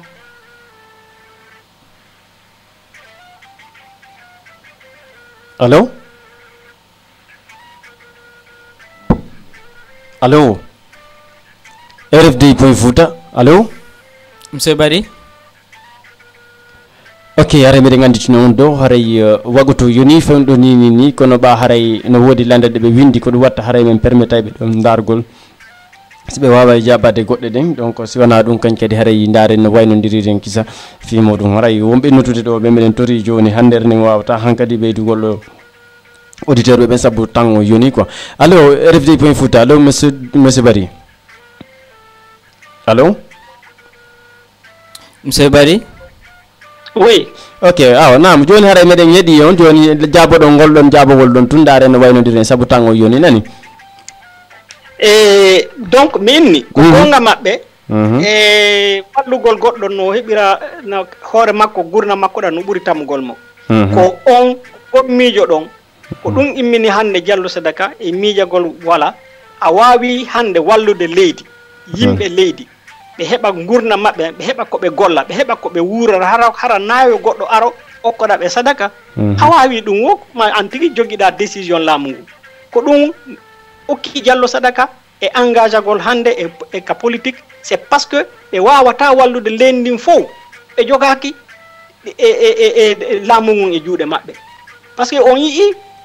hay kamɓe tigi koɓe jogii ko no bonnede jogiiɓe ɓen laamu ngun koɓe jogiiɓe ɓen doole ɗen iɓe bonnande yimɓe ɓen fof maruɓe ɓe mara donc siɗa faala hannde wallude yimɓe ɓen ɓe heɓa gurdam maɓɓe kan lagine ɗum ma an tigi gera hewta ka laamu no wawa wallirde darna leydi ndin ɗum noon no tawti e ko e hajja wooli kon projet Diallo Sadaka on ko ndaarugol ko gerugol mooɓita jama lagine on ɓiɓɓe lagine ɓen région ji ɗin fof mooɓa ɓe walla leydi hetta laawol développement on donc iɓe mari le feere iɓe mari relation iɓe mari gandal iɓe mari yimɓe ko wallitoɓe wallugol lagine e nder duuɓi tati arani ɗin hara en heɓay ndiyam en heɓay courant source d'énergie en heɓay investissement lagine e nder région ji ɗin fof ɓiɓɓe lagine ɓen iwra ka ɓawo naata ka maɓɓe wona hannde no wona woolirede noon e nder wona Angola no woniri noon wona Burkina Faso tigi no woniri noon Burkina Faso kadi non Burkina Faso ɗon hannde no gollede ka maɓɓe se ndaare ka ɓaawo Burkina ɓe ɓen no fanɗi wonɓe ɓen ka ɓaawo ko lagine jooni ɓe woni yawde par ce que ko lagine iɓe noddede lagine yoɓe ara ɓe nokka jawdi ndi on faami ko iɓe arde lagine en tant que patron ɓe ala yawde lagine fi aventure wono enen fulɓe ɓen wonɗen dogude ni yaa Angola ɓe fella en ka laawol kamɓe ɓe ara woni lagine en tant que patron hannde mais kamɓe ka maɓɓe no darnede e toɗenna so ndaari Gana hannde investissement no wadde leydi ndi no darnede ko ɗum ɗon menen kadi min faalana len ko ɗum Diallo Sadaka faalana lagine e si Allahu lanɗo on jaɓi si jineɓe ɓen jaɓi jineɓe ɓen tambitike ɓe foppo innayi alhamdoulillahi ok joni haray doyen e wagu to yoni kono mi landa toon tun toɓɓere wotere fi ka wayno ndigol ɗo mi wola koye goto ko Diallo Sadaka nam e constitution Guinée on no wowli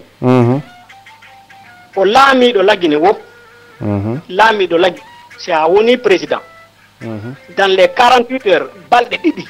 e nder balɗe ɗiɗi si a lamminama lagine ko ya holluto jama lagine on kala ko joginoɗa kala ko jogiɗa yimɓe ɓen anda ko ɗum ɗo arduɗa ko laamu ñande iwata kadi laamu ko ya hollu kadi hino komi jogui kon ɓe ngara ɓe waɗa comparaison ko arduɗo fewdo ko arata ko joginoɗa kon e ko iwata ɗon ko joginoɗa ko jogiɗa kon ande si tawi a wujji sa wujjali ko ɗum sariya on inni sariya on inna lagine innaali koyo mo kala ko ya aru wirta kala ko jogiɗa si tawi yimɓe ɓe sutete ɓe sutata non koko hajja wooli kon ko honɗum Diallo Sadaka wawata ko honɗum ɓe anniyani lagine est ce que iɗen hooli ɓe wawi ɗum ɗon ka en hoolaki koye hoore ɗum ɗon ñawetenɓe mais en wawata inde yoɓe aru ɓe woola kala gunɗo mo ɓe jogui ñande Diallo Sadaka joƴƴina président e mi wolana o ñande ɓe prêtata serment ɓe déclara fortune maɓɓe on fof très bien donc joni ɗo sen faami haray 2015 kon candidat non seulement Diallo Sadaka wona candidat mais ko kamɓe kadi wonta président ah bon confirmation ɗum noon min joni ɗo konngol awa en woliri no hannde ko radio Fouta Djalo international ɗo e nde ñalande ɗo nde anndanɗa hoorema hannde ko doyen Sadio Barry wonno invité meɗen men ɗo haray hiɗen weltano fidèle auditeur et auditrice radio Fouta Djalo international ɓen fof haray min anditina on Diallo min oui haray mandaw monsieur Barry mi weltanike o men jarni o notandu mon ɗum hannde ga radio Fouta Djalo international ɗo haray say on yoni ha feƴƴiti ko duwaɗen waynodirde haray himen lando on tun ko honɗum yiɗuɗon ɓeyditude e nder émission on ɗo hannde e wawon accude ga radio Fouta Djalo international ko honɗum wawɗon ɓeyditude toɓɓere nde falanoɗon yen yewtu tawa e yewtali nde bon tigi onon tigi on inni joni sa on hewti min komi wawata ɓeydude ɗo o joni ko jarnugol on du'o yo Allah wallu en yo Allah ɓurtu on wallude ñiiɓina o radio par ce que o radio wona hay fulɓe lagine tun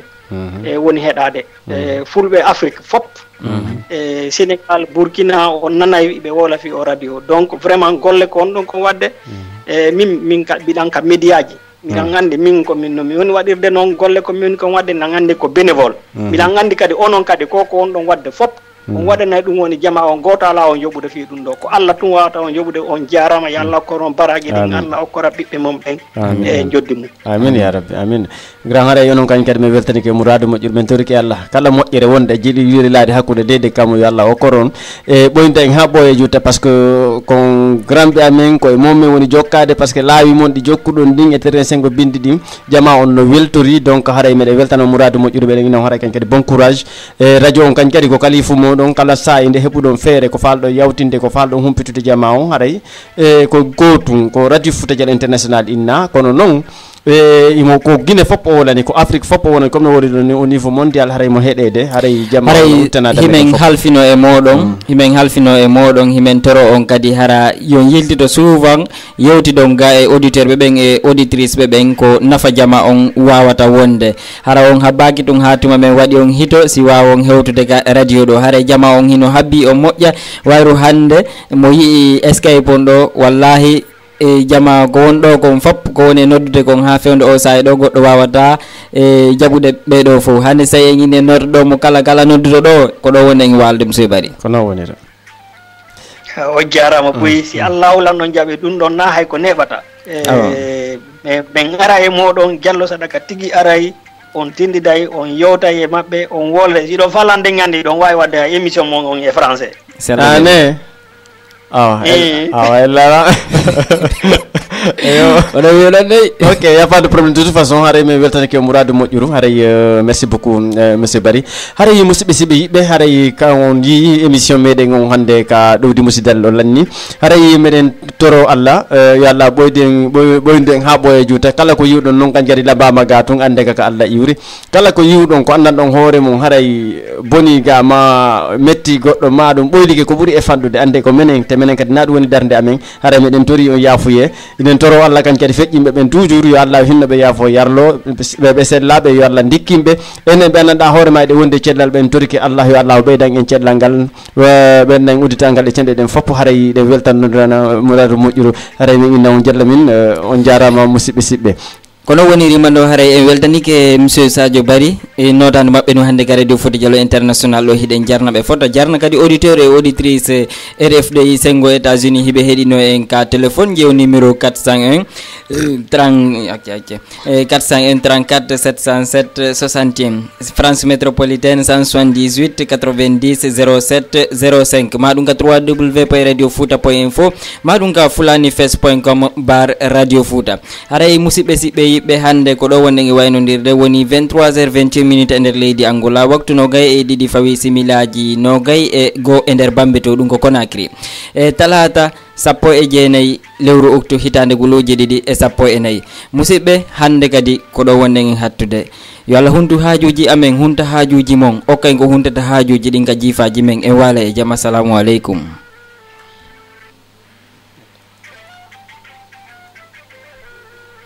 RFDI 24h sur 24.